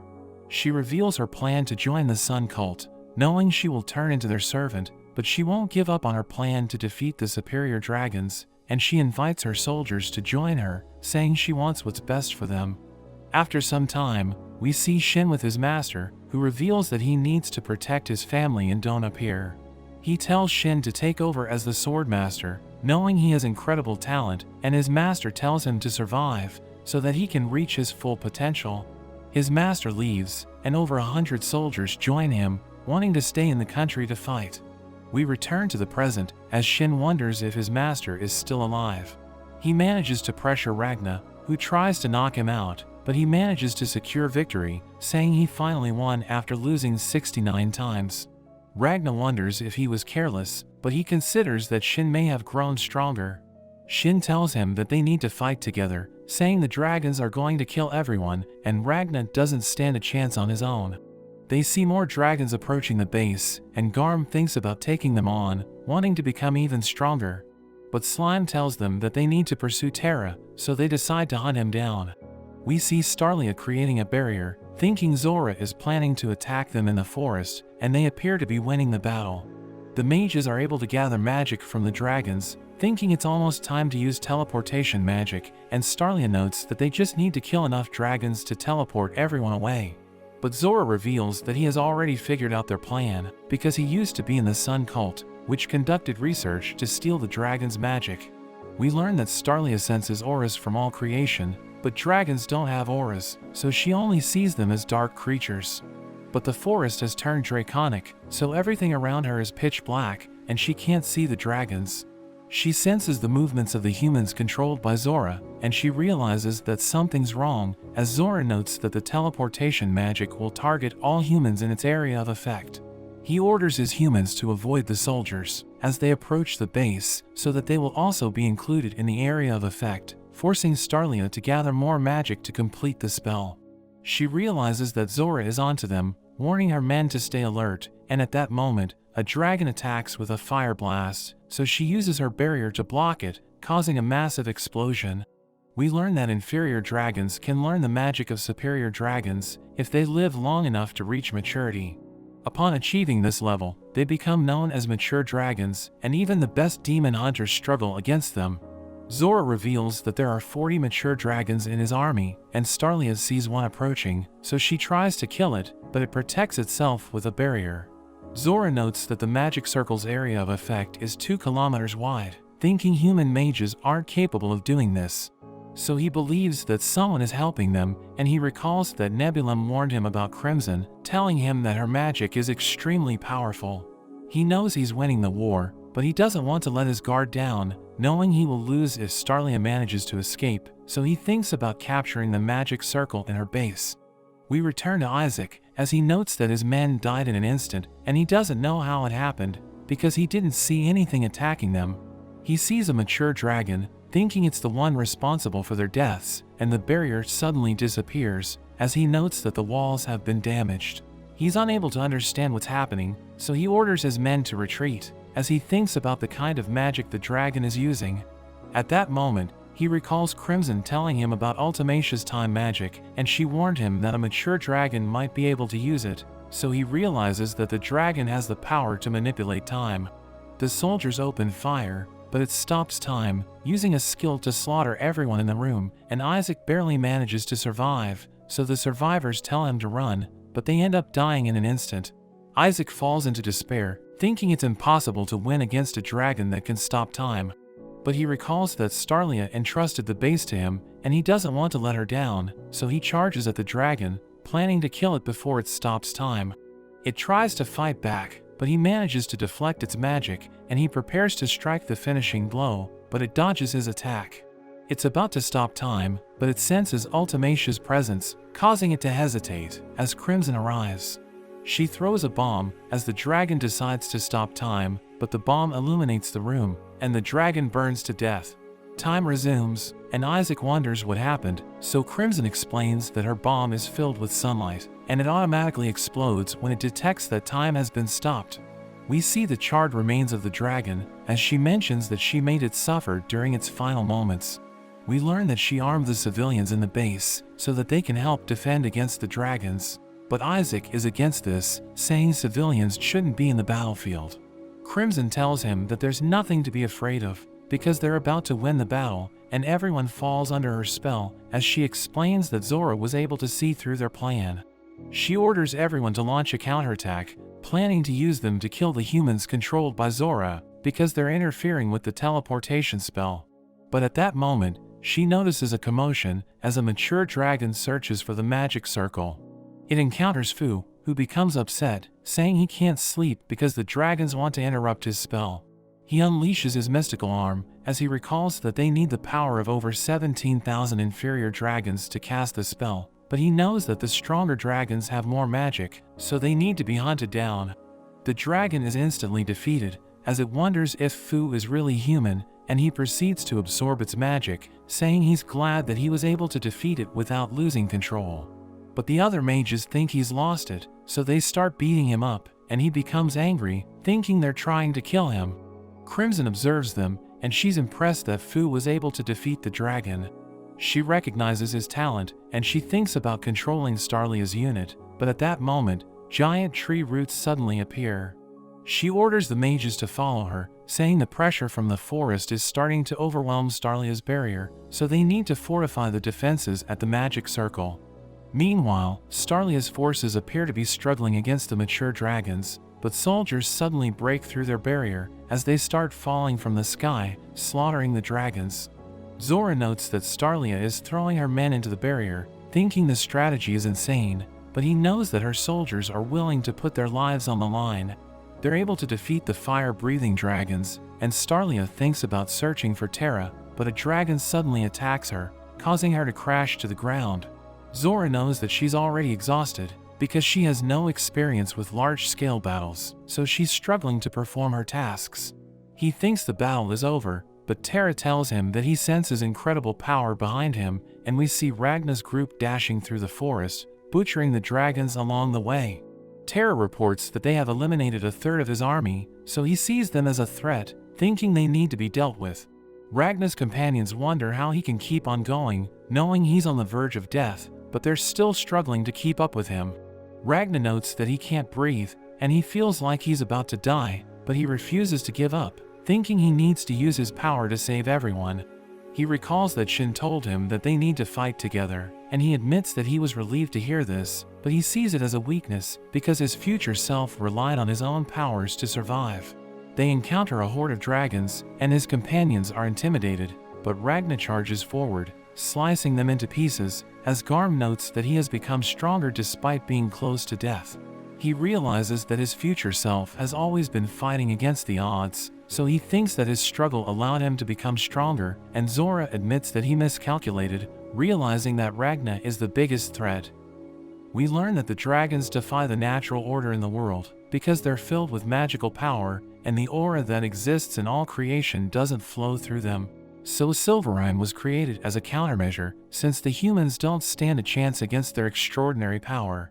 The dragons approach Ragna, but he refines his Silverine's freezing power, as he recalls that his future self used his experience to survive countless battles. Ragna realizes that he can manipulate Silverine with his mind, and he thrusts his sword, controlling his Silverine and causing the dragons to shatter in an instant, as he thinks about hunting them to extinction. We cut to Starlia, as her soldiers protect her, knowing she's seriously injured, but we see that she's still conscious, ordering her men to carry her away. Zora thinks about the mature dragons he sent to attack the base, realizing that they have been defeated. He knows that they're among the most powerful dragons in his army, so he realizes that he underestimated the soldiers defending the base. Terra reveals that his powers will recover in 5 minutes, and Zora explains that they will need him to defeat Starlia's unit. But he wonders why Zora is relying on him, because he knows that Zora is capable of winning battles on his own, thinking he's having trouble against Starlia. But he assures Terra that they're winning the fight, saying he might be able to defeat her without Terra's help. We return to Ragna, as he defeats the dragons with his new power, but one of them charges at him, so Shin defends him, but he tells him not to interfere, because he can handle it on his own. Shin becomes upset, saying he was just trying to help, and Ragna realizes that he has a point, so he tells Shin to continue hunting dragons, saying he will be there to protect him in case he needs help. Shin becomes angry, because Ragna sees him as a liability, but Ragna explains that they need to make up for each other's weaknesses, advising them to stay close to him. Ragna slices through the dragons, thinking he needs to keep fighting against the odds to master his new power. Garm sees Ragna as an inspiration, because he refined his powers despite his lack of talent, so Garm plans to learn by watching him. And Shin is thrilled, because Ragna turned the tables by awakening his new power, thinking the fight is about to get interesting. But at that moment, Zora attacks them with his mature dragons, thinking they're the ultimate predators, because they're capable of hiding their presence and moving with ridiculous speed. But as they prepare to eat Ragna, he fights back, killing them in an instant. Zora can't believe this, because Ragna killed 6 mature dragons in the blink of an eye, revealing that even the experts struggled against them, so he wonders how Ragna was able to counter them so easily. He sees Isaac's group shooting the civilians without remorse, finding it strange, because they're using guns, and they appear to be brainwashed. So he orders the civilians to retreat, knowing Isaac's group is being controlled. He thinks about the battle in the capital, and he recalls that Crimson bombed the civilians in an attempt to kill Ultimacia. He notes that the person controlling Isaac's group is just as ruthless, so he concludes that they're being controlled by Crimson. We cut to Fu, as he tries to activate the magic circle, but the mages note that they don't have enough magic, so Crimson decides to make her move, ordering the civilians to shoot him. She reveals that she's going to take over the magic circle, thinking it's the best course of action, as she explains that she's going to help the mages escape. But she sees the civilians as a burden, so she wants to abandon them. The mages support her decision, and the civilians tell them not to worry, because they're useless against the dragons, but Fu becomes upset, realizing that they have been brainwashed. He recalls that she has a dark aura surrounded by death, thinking he needs to get rid of her, but she interrupts him, telling him that his morals are flawed. She explains that Starlia is a logical person, because she knew that her soldiers wanted to protect the civilians, so she decided not to get rid of them, but Crimson thinks that they have already served their purpose, because Starlia was able to retain the majority of her troops, and they're all fighting for survival. Crimson explains that valuable people shouldn't be sacrificed to save the useless ones, saying it's evil, and she mentions that she's doing the exact opposite, so she thinks that her actions are for the greater good. She reminds Fu that he's a mage, and she apologizes for shooting him, saying she acknowledges his talent. So she wants him to survive, saying they already have enough magic to teleport everyone away, as long as they abandon the civilians. But he knows that he's the only one who can activate the magic circle, and this is the reason why she's trying to win him over. Meanwhile, Zora considers that Ragna might also be on the battlefield, realizing that he's the person trying to pursue Terra. He thinks about calling Kamui, but he knows that there are other humans who can defeat superior dragons, so he believes that it's too risky to send Kamui, because he's the only one who can protect Ultimacia. We see the twins fighting the dragons, trying to protect the soldiers on the ground, but Greya gets ambushed by a mature dragon, and she falls to the ground. The inferior dragons are about to finish her off, but she fights back, tearing them apart, and she starts eating them. Hasela joins her, and we see that she lost her leg, but they consume a dragon's heart, allowing her to recover. We return to Crimson, as she tries to seduce Fu, revealing that she assumes an androgynous appearance, because she wants to be loved by everyone. She explains that humans are willing to do anything for love, so they will turn into her mindless slaves if they fall in love with her. She tells Fu that he has a powerful absorption magic flowing in his body, which is similar to the superior dragons, so she wants him to be her special servant, saying she might just fall in love with him. He's about to give in, but Majorca interrupts them, telling Fu not to listen to Crimson, so a civilian tries to stop her, but he ends up shooting her by accident. Fu tries to resist, but Crimson restrains him, telling him to activate the magic circle, but he refuses, so she threatens to kill the mages if he doesn't cooperate. One of them is about to get executed, so Fu tells Crimson that he'll do what she wants, but at that moment, there's a bright light that draws their attention as Majorca starts to glow. She awakens her true powers, and Crimson orders the civilians to shoot her, but she stops the bullets and teleports Crimson and the civilians. She loses consciousness, and she returns to her original form, as Fu realizes that she depleted her magic to save them. Crimson is about to fall to her death, realizing that Majorca had teleportation magic residing within her body, and she acknowledges her talent. But she knows that she messed up, thinking she got greedy with her plan. We return to Zora, as he notes that Kamui can join the battle in a matter of seconds, but he will need to send a dragon to reach him, revealing that they can't use telepathic communication because they're too far away. But he reveals that he doesn't want to summon Kamui because he's enjoying the battle. He wonders why Ragna and Crimson are helping Starlia, thinking they're trying to escape the country with her. But he considers that they could be baiting him to summon Kamui, so that they can attack Ultimacia while she's defenseless. He knows that Crimson wants to abandon the civilians to rush the teleportation, so he plans to eliminate Starlia before the magic circle is activated. We see Crimson lying on the ground, realizing she can't do anything, but she hopes that Ragna can survive with the talented members of Starlia's unit. She can't believe that she's still alive, and she wants to die, so that she can start over with a new body. Starlia's unit continues to advance, but they're struggling against the mature dragons, thinking they're about to die. But Christopher suddenly arrives, throwing his weapon and killing the dragons in an instant. He leads the soldiers, telling them not to give up, because they become stronger as they push themselves past their limits, and he kills the dragons blocking the path, inspiring the soldiers to fight on. A group of mature dragons appear, but the twins take them out, as Starlia notes that the battle is going in their favor. She recalls that Crimson told her about Zora, saying she should confront him directly. Crimson thinks that he's on the border side of the base, and she knows that he sees Ragna as a threat, so he's going to avoid him. Starlia knows that Ragna is on the south border, so she thinks that Zora is on the opposite side. We learn that Zora can use his blood to grant him vision, but he can only see up to 2 kilometers away, so Crimson thinks that he's hiding in a place where he can see the base. Starlia boosts her senses, and she realizes that there's a dark spot in the forest, thinking it's Zora. But he orders the dragons to go berserk, causing them to become stronger, and they start slaughtering the soldiers. He explains that they weren't using their full power, and he forced them to go beyond their limit, but he knows that their bodies won't be able to handle it, so they're going to die in a few minutes. Starlia notes that her soldiers are at a disadvantage, so she uses her powers to launch them to the air, telling them that their target is Zora. Zora realizes that they're approaching him, but he reveals that he has predicted their move, as he releases poison gas. But he sees Starlia, and he suddenly remembers his time as a human, when he served a princess named Lacutia.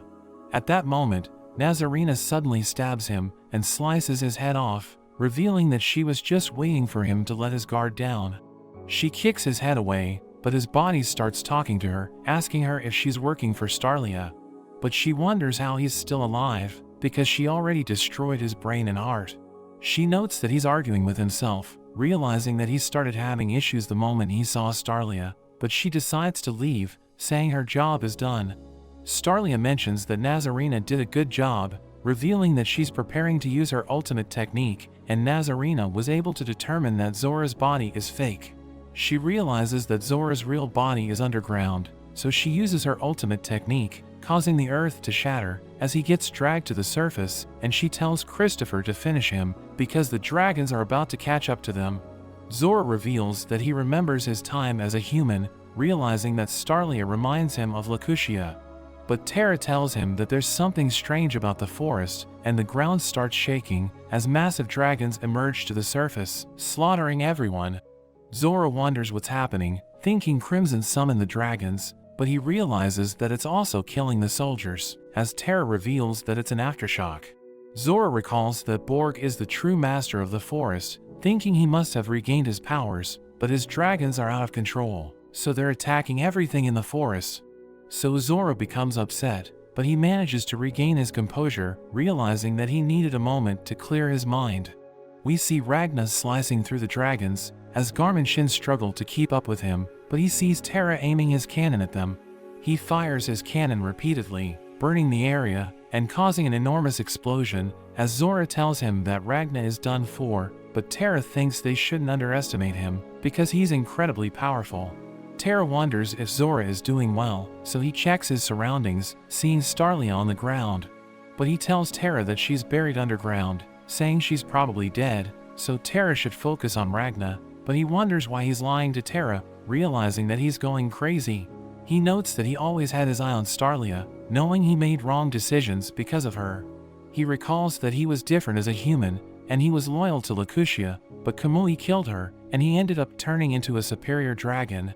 But when he saw Starlia fighting with her soldiers, he was astonished by her brilliance, and his memories returned to him. He tells her that she put up a good fight, saying he respects her efforts. But she recalls that Crimson told her about Lacutia, who bears a strong resemblance to her. Crimson knows about Zora's history, saying he's nothing like the person he is now, and she tells Starlia to keep fighting, knowing she's going to drive him crazy. He invites her to become a superior dragon, saying he will put in a good word for her, but she refuses, telling him that she's no match for him, but he can never defeat her willpower.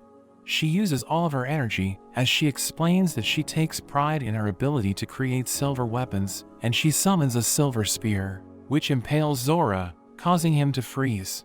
But she collapses, and he wonders if that's all she can do, saying he's going to poison everyone. But her soldiers suddenly take her away, and Christopher approaches him, telling him that they haven't lost yet. He takes the spear, shattering Zora's body, and Starlia uses her telepathy, telling her soldiers to lend her their powers.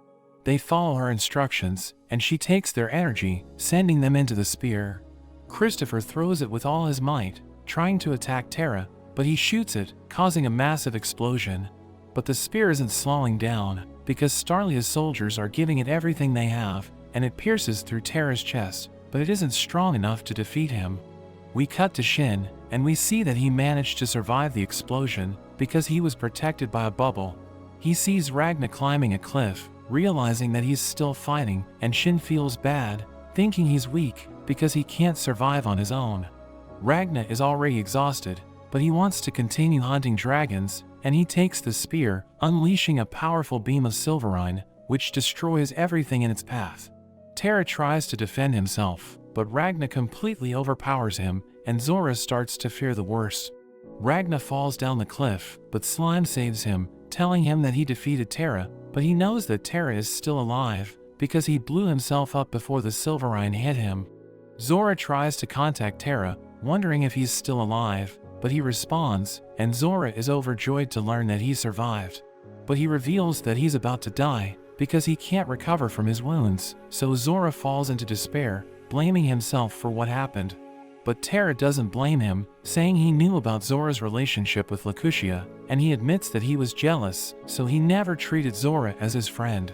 He thinks this is his punishment for being insincere, asking Zora to forgive him, but he knows that there's still something he can do to help them win the battle, telling Zora to give him the order. So he tells Terra to self-destruct, and take their enemies with him, so he bids Zora farewell. Zora leaves the area, as Terra consumes all of his energy, and creates an enormous explosion, which threatens to destroy the entire forest. Ragna tries to freeze it, but the blast is too powerful for him. We see Starlia with her men, knowing Ragna is struggling to contain the explosion, and she knows that if he fails, everyone is going to die. We learn that Ragna isn't using his full power, because he's afraid that his weapon is going to break, and Starlia can sense this, so she starts crying, thinking her weapons aren't good enough for him. She notes that she had 200 soldiers before the battle, but she knows that they suffered casualties, so she realizes that there are only a few of them left. She recalls that the battle was brutal, and she doesn't want their sacrifice to be in vain, so she decides to help Ragna. His sword is about to shatter, but Starlia manages to reach him, telling him not to give up, because everybody's fighting for their lives. Christopher is about to get overwhelmed, but Isaac arrives to save him, and everyone's still fighting the dragons, as Fu prepares to cast the teleportation spell. Starlia strengthens Ragna's sword, preventing it from breaking, and he senses her thoughts, realizing that everyone fought hard to reach this moment. So he gives it everything he has, and the explosion is about to freeze, but it suddenly becomes stronger, as Starlia realizes that Terra refuses to give in. But Ragna tells her not to worry, because he won't allow everyone's sacrifice to be in vain, revealing that he has a sword within him, and he asks for her help to strengthen it. She sees his true nature, realizing that his future self gave him the sword, and he unleashes his silverine battle arts, creating a shockwave, as Starlia does everything to strengthen his powers. He strikes the sword with his fist, causing a massive pillar of silverine to appear, and Zora sees it from a distance, realizing that Terra has been defeated. The explosion is completely frozen, and Starlia wonders if Ragna is powerful because of his future self, revealing that she knows what happened in his future, so she starts crying. But he thanks her, saying he's happy that she understands his future self, but she explains that she should be the one thanking him because he saved everyone from certain death. She advises him to leave Crimson and join her, saying she won't allow him to have a terrible future, and she tells him that they will meet again after the teleportation, as she takes her leave. Ragna is happy that she was able to survive the battle, but he suddenly collapses, and everyone celebrates, thinking the fight is finally over. Fu activates the teleportation circle, and everyone's about to be teleported away, but Kamui suddenly arrives, killing Greya and slicing off Starlia's head. Ragna can't believe this, and Kamui challenges him to a fight, kicking him away. Kamui wonders if Ragna has already reached his limit, telling him to fight with everything he has, because his life is on the line. We learn about the followers of the Clawed Monarch, who are all excellent fighters, and they wield the most powerful weapons in the world. But one of them was killed by Kamui when he was still human, and he stole the weapon, so Crimson advised Ragna to avoid him, because his combat skills are unrivaled. Ragna starts fighting Kamui, and he endures a brutal beatdown. He strikes back, and he manages to shatter Kamui's head, but he regenerates as he takes on his dragon form. He blows Ragna away, and he tries to fight back, but his sword ends up breaking. So he unleashes his Silverine Bow arts, and he's able to cut Kamui's arm, preparing to land the finishing blow. But he summons his legendary weapon, and lightning strikes the ground, allowing him to avoid Ragna's attack. He collapses, realizing he's out of strength, and Kamui is about to finish him off, but he hears Starlia's voice, telling him to wake up. Ragna approaches her, revealing that he's surprised to see her, but she becomes flustered, and she slams him to the ground. He wonders where they are, so she tells him that they were teleported away, and everyone's waiting for them. She asks him about Garm and Shin, so he tells her that they saved him during the battle, thinking they're incredibly talented fighters. He explains that he was able to unlock a new level of power because he wanted to compete against them, and she tells him that they're the best swordsmen in her unit. She mentions that Garm has already reached his full potential, but he was able to break past his limit because he wanted to defeat Ragna.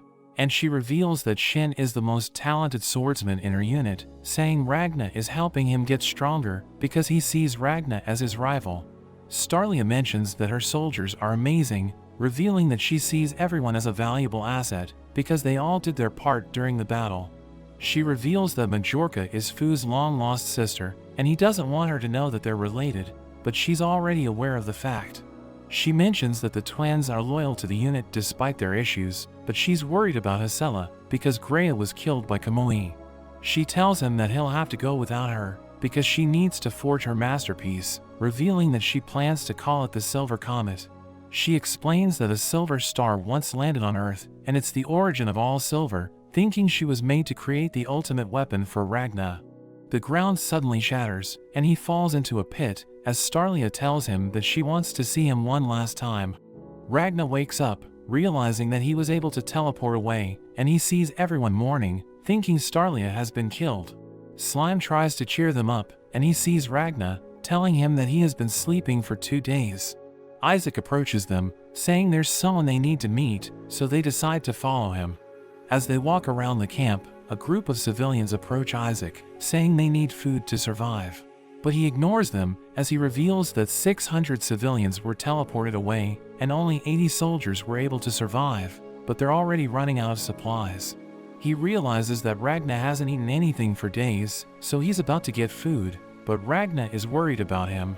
So he reveals that he's feeling pressured, saying he needs to take care of everyone, because Starlia is no longer with them. At that moment, a girl approaches them, and Ragna thinks she's Ultimacia, so he attacks her, killing her in an instant. Isaac restrains him, explaining that she's from the Sun cult, and time suddenly stops, as the cult members surround them, saying they're impressed by Ragna's speed. They reveal that they can also rewind time, but they mention that the girl's life doesn't matter, because there are others who can take her place. They reveal their faces, and everyone's surprised to see that they're all identical, as the leader reveals that her name is Karula, saying her goal is to destroy the dragons. Isaac apologizes for Ragna's actions, saying he was confused because he just woke up, so Isaac tells her to punish him instead. But she reveals that she doesn't want to punish Ragna, because he's a miracle sent by God, saying his life has more value than her clone. But she tells Isaac that his life is worthless, so she's going to kill him as punishment. Her behavior reminds Ragna of Ultimacia, causing him to feel sick, and he tells her to revive her clone, as he begs for forgiveness. She appears to be against this, because it costs too much magic, but Ragna threatens to destroy her if she kills Isaac, so she agrees to do it, bringing her clone back to life. The clone wonders what happened to her, so Karula tells her that she was killed by Ragna, but she doesn't care, and Isaac realizes that the cult is filled with lunatics.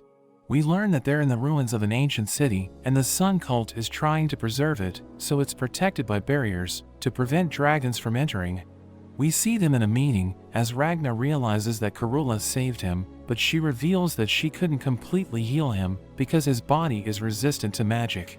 Nazarena brings them tea, as Karula reveals that she's a member of the Sun cult. Karula explains that she was sent as an agent to recruit Starlia into the cult, so she pretended to be Starlia's tutor, but she failed her mission, so she's going to get punished. Isaac wonders if Starlia knows about this, and Nazarena mentions that she doesn't, thinking she'll never forgive her if she finds out. Karula invites Ragna to join the cult, knowing his skills are extraordinary, but he refuses, so she tells him that they won't accept the refugees. She explains that Starlia made a deal with them, saying she was planning to join them if they agreed to protect the refugees. But she ended up dying, so Karula tells him that he should serve as her replacement, but he wonders why the cult did nothing to save her, blaming them for what happened. Karula explains that they wanted to see if Starlia was truly a miracle sent by God, thinking everything is going according to God's plan. So Ragna becomes upset, wondering why God isn't doing anything to destroy the dragons. He tells her to accept the refugees, saying he will defeat Ultimacia in exchange, and she considers his proposal. After the meeting, Ragna makes his way to a building, where he meets Crimson. She takes him to a facility at the moon's surface, where she completely heals him. She reveals that she knows what happened, saying Starlia is dead, but there's nothing they can do about it. She plans to create a new fighting force centered around Ragna, and make their next move after a few years. But Ragna is against this, saying he wants to get rid of Ultimacia immediately. Crimson tells him that he can't bring Starlia back, but he tells her that Starlia is still alive. She doesn't believe him, knowing Starlia's head was cut off, but Ragna reveals that her aura is connected to him, so he can sense that she was able to survive.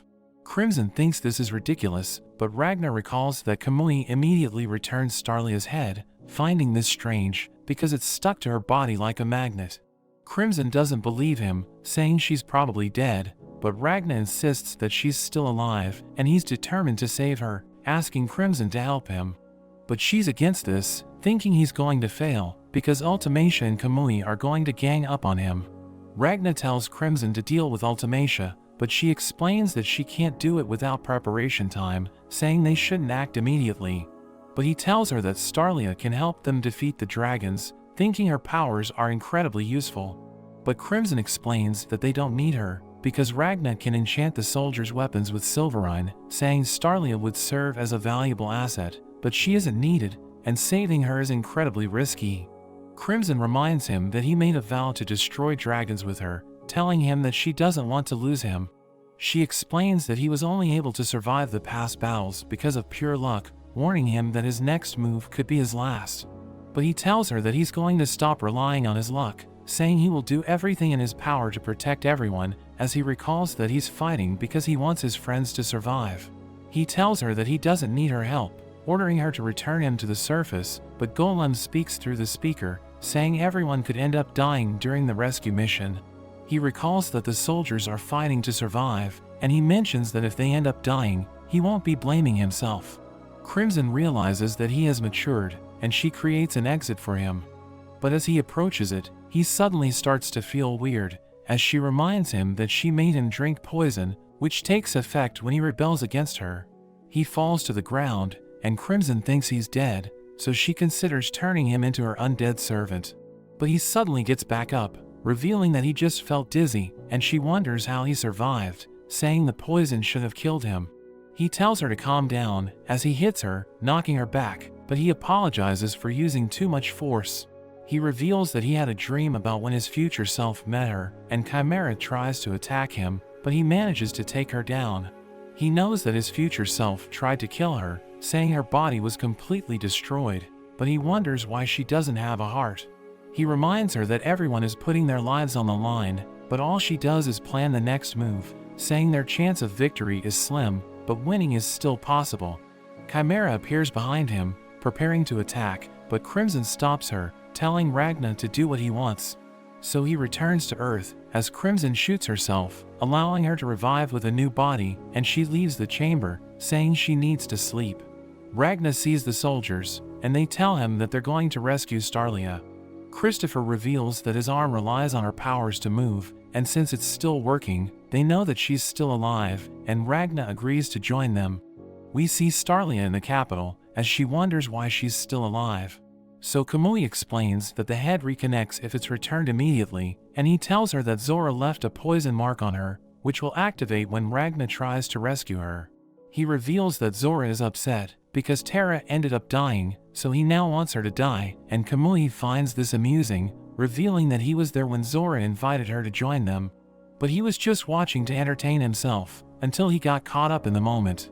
His body suddenly starts to crumble, so he activates his regeneration powers, revealing that Ragna gave him a nasty scar, so he constantly needs to rebuild his body.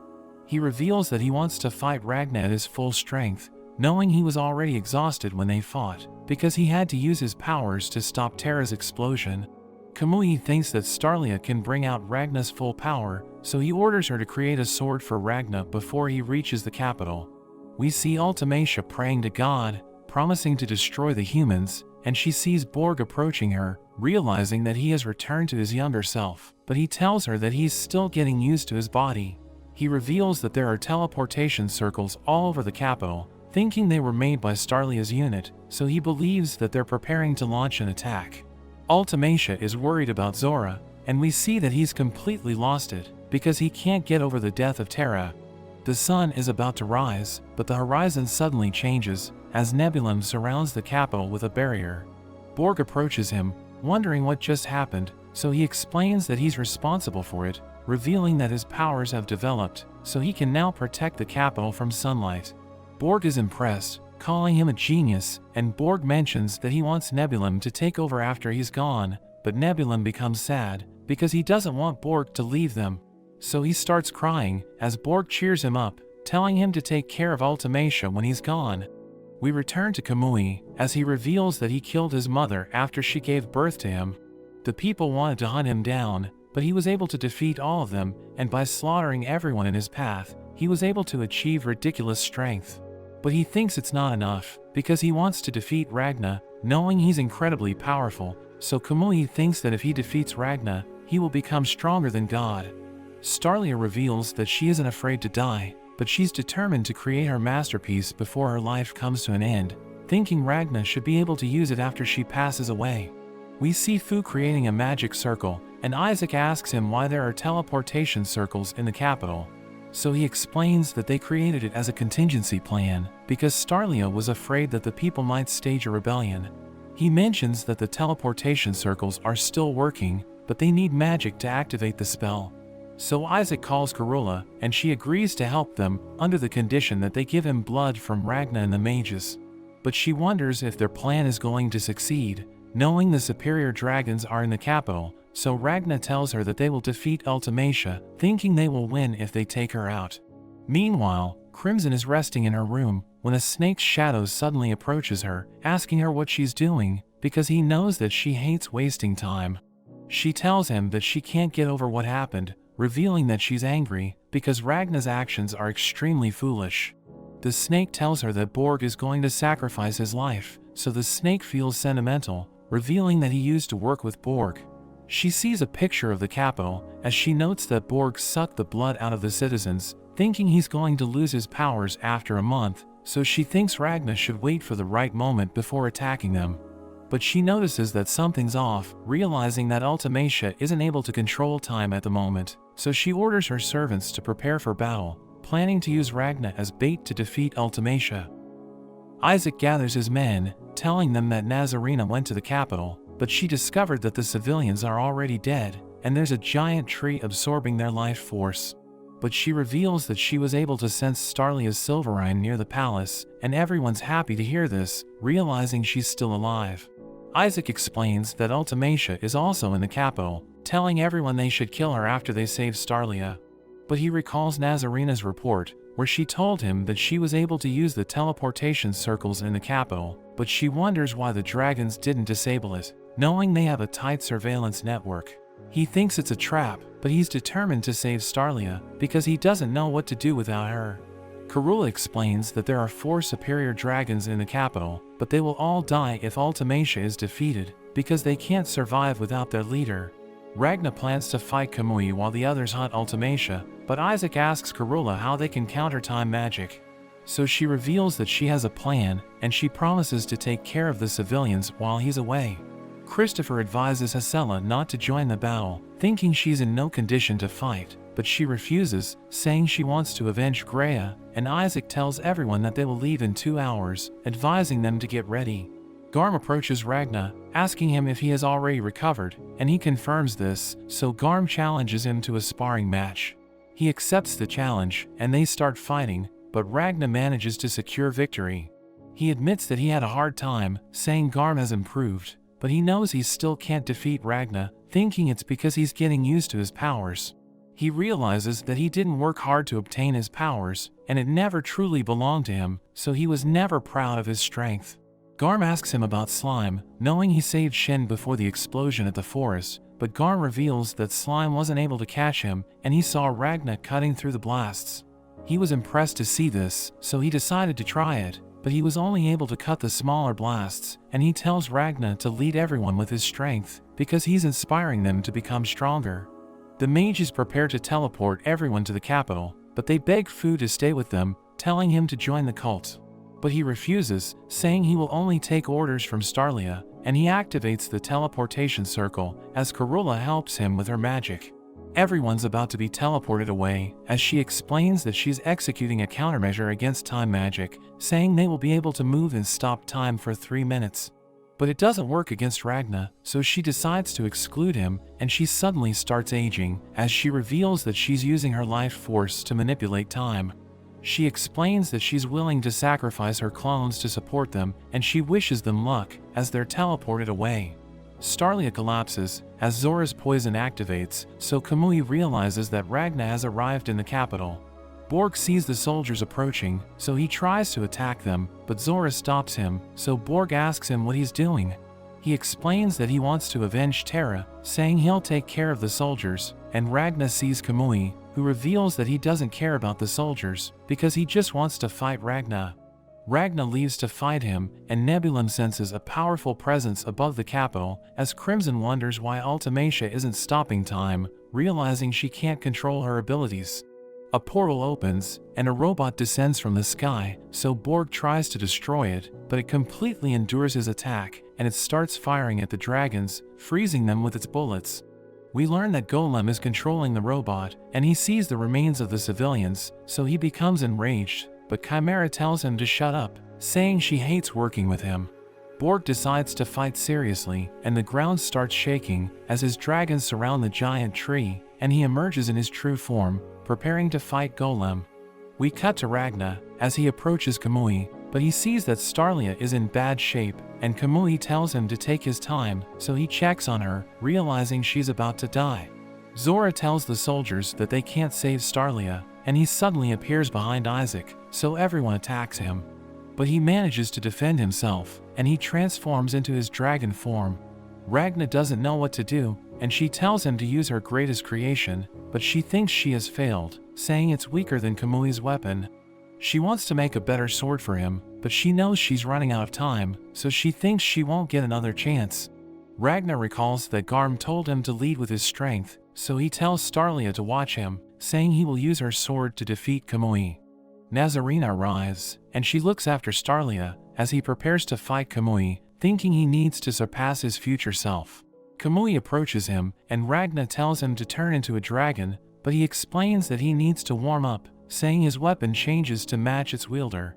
He unleashes his power, causing his weapon to grow, and he threatens to destroy Ragna with it, but he doesn't care, telling Kamui to reveal his true form. So he tries to attack Ragna, but he instantly freezes Kamui, and he charges in, delivering a devastating blow, which shatters Kamui's body. Ragna starts shining brightly, telling Kamui to fight with everything he has, and Starlia is amazed to see this, realizing that her weapon is giving him unimaginable power. Kamui notes that Ragna's weapon allows him to break his limit, so Kamui decides to get serious, and he reveals his true form, realizing that Ragna is a worthy opponent. Borg uses his dragons to fire laser beams, but Golem manages to evade them, saying Borg is too slow, and he launches his missiles, but Borg completely endures them. He starts bragging about his speed, but Chimera reminds him that his attacks are useless, thinking he's pathetic. We return to Ragna, as Kamui thrusts with his weapon, but Ragna unleashes a beam of light, and their powers clash, creating a powerful shockwave.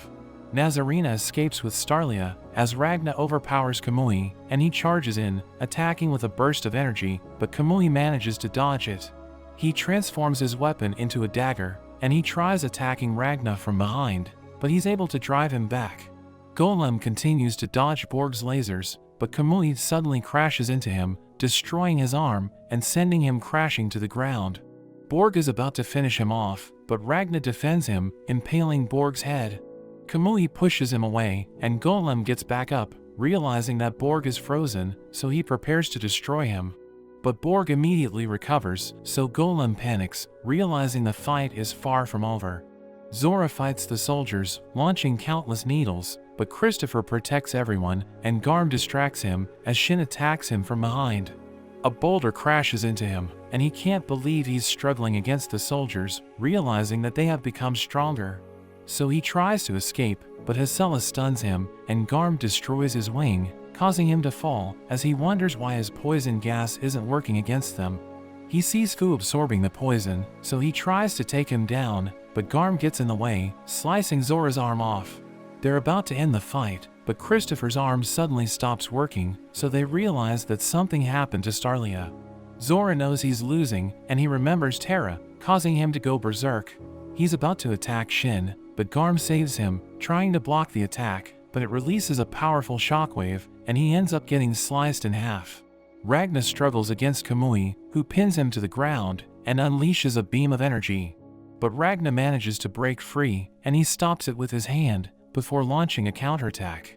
Kamui tries to defend himself, but he gets pushed back, and they reach outer space, as Ragna breaks through his defenses, slicing his arm off. They continue fighting, as Nazarena watches them from afar, trying to talk to Starlia, but she tells Nazarena to leave her, because she's about to die. Nazarena realizes that her condition is deteriorating, and in a flashback, we see Starlia destroying her toys, as Nazarena introduces herself. But Starlia tries to attack her, so she defends herself, saying the royal family isn't supposed to keep a disabled child, but they made an exception for Starlia, because she has a special ability. She becomes upset, but Nazarena tells her to behave, knowing she's an intelligent girl, because she never did anything to harm others. Nazarena thinks she wants the people to accept her, but she reveals that she wants to rule them, so Nazarena advises her to embrace her power, promising to teach her everything she needs to be successful. Back in the present, Nazarena leaves Starlia, saying she almost forgot about her mission while she was taking care of her. We see Nebulum struggling, knowing someone is trying to access the dimension where Ultimacia is hiding. He realizes that it's Crimson, and we see her chanting, trying to get past his barrier, so he panics, knowing she's about to break in. He tries his best to stop her, but Slime suddenly eats him, and Crimson finds Ultimacia, preparing to shoot her head. But she hears Nebulum calling out to her, so she turns around, and Crimson ends up hitting her shoulder. She burns everything around her, and Crimson controls the dimension, preventing the others from interfering. She knows that Ultimacia can't stop time inside the dimension, and she realizes that her wound isn't healing, so she becomes enraged, saying she isn't afraid of Crimson. We see Crimson taking her heart, but her future self warns her that she will only recover a small portion of her powers, and she's going to stop being immortal. But she explains that she can't defeat Ultimacia without it, so she decides to use it, causing her body to transform. Ultimacia turns into a dragon, but Crimson uses bombs to disable her, and she shoots Ultimacia, but a barrier stops her bullet. She reveals that her bullets disable magic, so it's effective against dragons, but she only has 10 bullets left.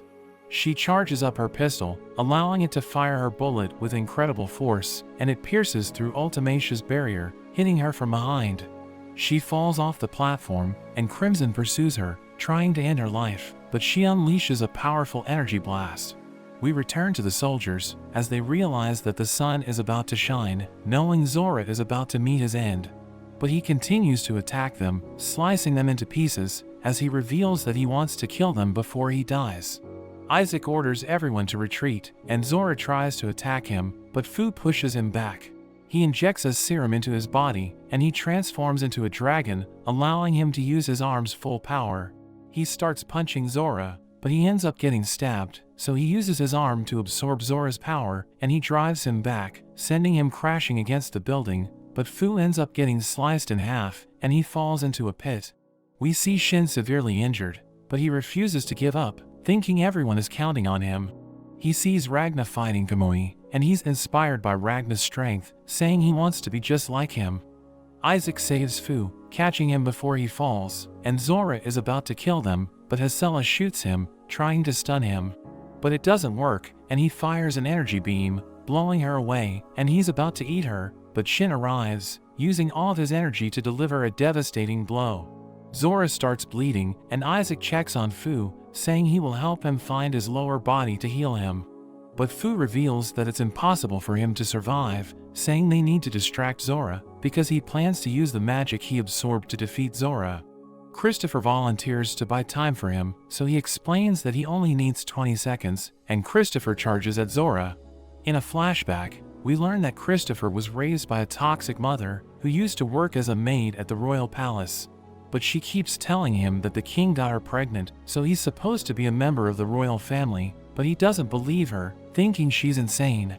After his mother passes away, he becomes a mercenary because he needs to make ends meet, but he isn't happy with his life. One day, Starlia saves him from a mature dragon, and she's impressed by his fighting skill, because he was able to defend himself against it. He immediately recognizes her, realizing she's nothing like the people he met so far, and he thanks her for saving his life, promising to serve her until the day he dies. Back in the present, Christopher fights Zora with everything he has, putting everything on the line to buy time for Fu. But his body starts breaking apart, unable to withstand the punishment, and he notes that he's nothing special, but he's willing to die for his friends. He attacks with everything he has, knocking Zora down, and Fu reveals that he used to be a drug dealer, but Starlia caught him and accepted him into her unit. His spell is ready, and he knows this is going to be the last time he casts a spell, because his body is losing strength. So Isaac helps him out, and he prepares to end the fight, as Chris pins Zora down. The spell activates, causing countless needles to appear, and Zora gets stabbed multiple times. He regains consciousness, realizing he has been defeated, and his blood starts burning as Isaac approaches him. He tells Isaac that they fought well, saying he will give them a gift, as he recalls the moment when he mourned the death of Lacutia. He knew that the ending was tragic, but he didn't regret serving her, saying he's glad that he was able to fight with his friends. Isaac kills him, covering his body in silverine, but Isaac starts crying as he remembers his fallen comrades. Nazarena joins him, and he asks her what happened to Starlia. So she tells him that Starlia is dead, and they decide to continue their hunt for Ultimacia. We return to Crimson, as Ultimacia attacks her with magic. She knows that Ultimacia is the weakest dragon monarch, but she has the most magic among them, so Crimson is having a hard time dealing with her. She knows that she can't close the distance, so she decides to attack Ultimacia mentally, and she stops time, reminding Ultimacia that she's Karula's clone. She asks Ultimacia about her god, saying it takes a different form depending on the one who sees it, and Crimson knows that her god is a girl, saying she's thinking about her sisters who died because of her. In a flashback, we learn that Ultimacia used to be a healer of the Sun cult, and she looked after the wounded soldiers at the hospital. While healing a soldier, Karula summons her with the other clones, saying she needs their help to reverse time because an official just lost his head. Ultimacia explains that she's trying to heal a wounded soldier, but Karula tells her he's expendable, saying the official is more important.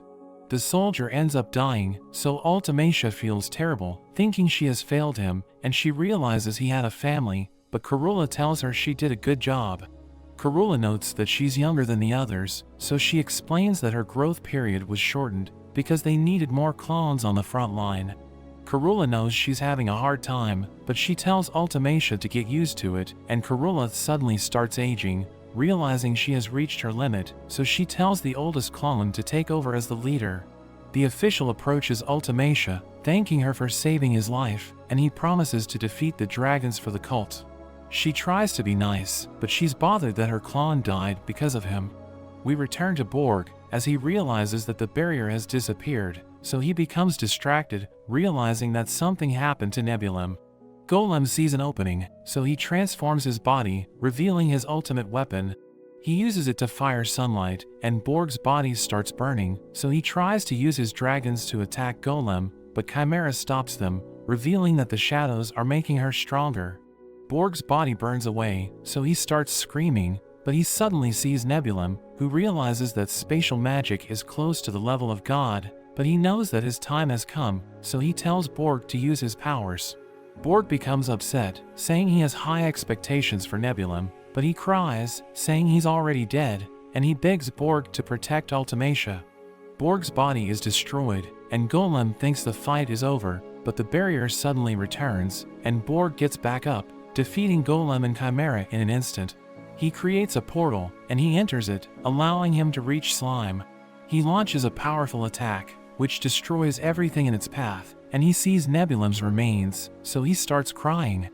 Ultimacia remembers her past, so she becomes stunned, as Crimson charges in, ready to finish her off, but she realizes that someone has broken into the dimension. Borg calls out to Ultimacia, advising her to escape, so she flies away, as Crimson tries to stop her. We learn about Chimera's tail named Snake, who is always there to support her, giving her advice when she needs it, but he seems to know Crimson better than Chimera, so she sees him as a mysterious being. Chimera's body is destroyed, but Snake tells her to swap places with him, and he regains his original form. Borg recognizes him as Felb, wondering why he's still alive, and Borg becomes enraged, unleashing a devastating attack. But Felb absorbs it, and he uses his dark magic, which causes widespread destruction. So Crimson loses her limbs, and the barrier shatters, as Ultimacia returns to the capital. Crimson asks Felb what he's doing, so he explains that he had no choice but to use his spell, but he becomes exhausted, and he collapses, returning the body to Chimera. Borg returns to his original form, and the sun rises, so his body starts burning, as he tells Kamui to protect Ultimacia, because he's the only one left. But Isaac kills Borg, and leads his men to Ultimacia. We return to Ragna and Kamui, and we see that Ragna has the advantage, as Kamui notes that his speed and technique are superior, but Ragna is winning because of his strength. He slices off Kamui's legs, and he prepares to end the fight, as he charges up for a powerful attack. But Kamui recalls that someone told him to be a unique genius, and he grabs onto his weapon, as he starts to glow. Ultimacia uses her magic to kill the soldiers, but Nazarena stabs her head, so she panics, raining fire on the area, and this forces the soldiers to retreat. Isaac is about to throw his sword, but he senses an overpowering aura, and Ultimacia knows it's coming from Kamui. Kamui recalls that he once felt a strong presence, so he rushed to it, and he found a girl, trying to attack her, but she easily took him down. He asks her who she is, so she reveals that she's Garuzia, the Clawed Monarch, and she wanted to test his skills, because he killed one of her disciples.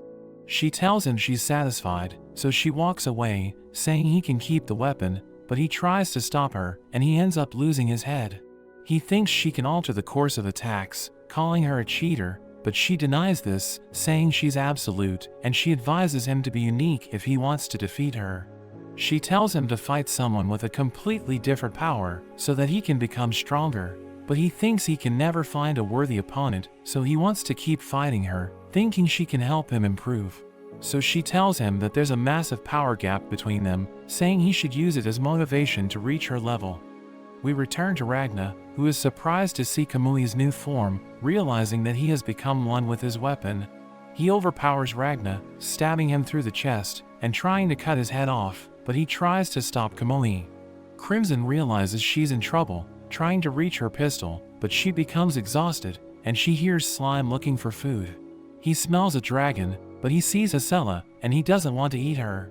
Crimson calls him, telling him to bring Hesela to her, but Kamui returns, and we see that he was able to cut Ragna's head off.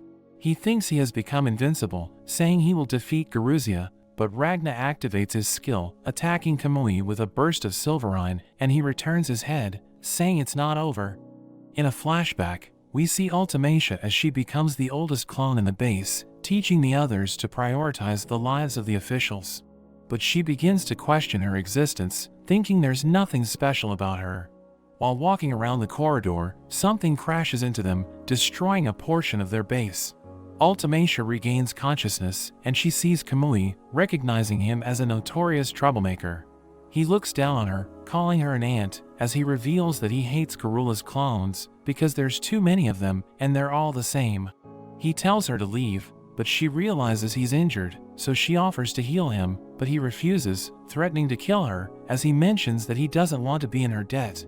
So she runs away, fearing for her life, as he collapses because of his injuries. While running away, she falls down the staircase, and she starts thinking about her life, wondering why she's afraid to die, because nobody will mourn for her after she passes away. She knows that she's just another clone, thinking her life is worthless, but she becomes angry because Kamui rejected her. She walks to him, saying she's fed up with her life, and he tells her to stop, but she refuses, saying she has a will of her own. So he attacks her, electrocuting her body, but she rewinds time, and she explains that she wants to choose who she's going to save. So she turns back time in the area, saving her clones, and healing Kamui, but she becomes exhausted. After that incident, Kamui made a promise to her, which made her want to continue living. Back in the present, Kamui explains that he's superior in every way, thinking Ragna doesn't stand a chance, but he prepares to unleash his ultimate skill, challenging Kamui to charge in. He recognizes Ragna's stance because he used it during their past encounter, but Kamui thinks Ragna can't defeat him because he's confident in his abilities. Ultimacia begs him to win, and he charges in with everything he has, unleashing his ultimate form as he attempts to end the battle in an instant. He believes his power has become absolute, while Ragna knows he isn't strong enough to defeat Kamui, so he thinks about surpassing his limit with his ultimate skill. He moves at the speed of light, and he uses all of his energy to land 2 devastating attacks, allowing him to overpower Kamui. It creates a pillar of light, which Garuzia sees from a distance, thinking Ragna's power is absolute, and that he could even defeat her. But she knows that Kamui is at the receiving end of his attack, so she knows it's all over for him. We see that his body is completely destroyed, as he realizes that Ragna's ultimate skill is far stronger than he expected. He notes that he has stolen countless techniques, but he knows that he can't copy Ragna's move, because it requires incredible skill, wondering how Ragna was able to master it. He tells Ultimacia that he wasn't able to fulfill his promise, but he's going to do everything in his power to make sure she survives. So he suddenly shoots his weapon out, but Ragna's sword protects him, taking the attack head-on, but it ends up shattering. Ultimacia knows that Kamui is done for, so she completely loses it, and she accidentally stops time. She realizes she has regained her powers, so she thinks about rewinding time to undo everything, but we cut to Hesela, as she makes her way to Ultimacia with Crimson's pistol. She knows that Ultimacia is planning to rewind time, so she thinks about her fallen comrades, knowing they will be revived if Ultimacia uses her spell, so Hesela hesitates. But she decides to shoot Ultimacia anyway, disabling her magic, and Hesela starts crying, knowing there's no turning back. In a flashback, Ultimacia wakes up in the middle of nowhere, and Kamui reveals that he brought her there, saying he will grant her wish, because he wants to repay his debt to her.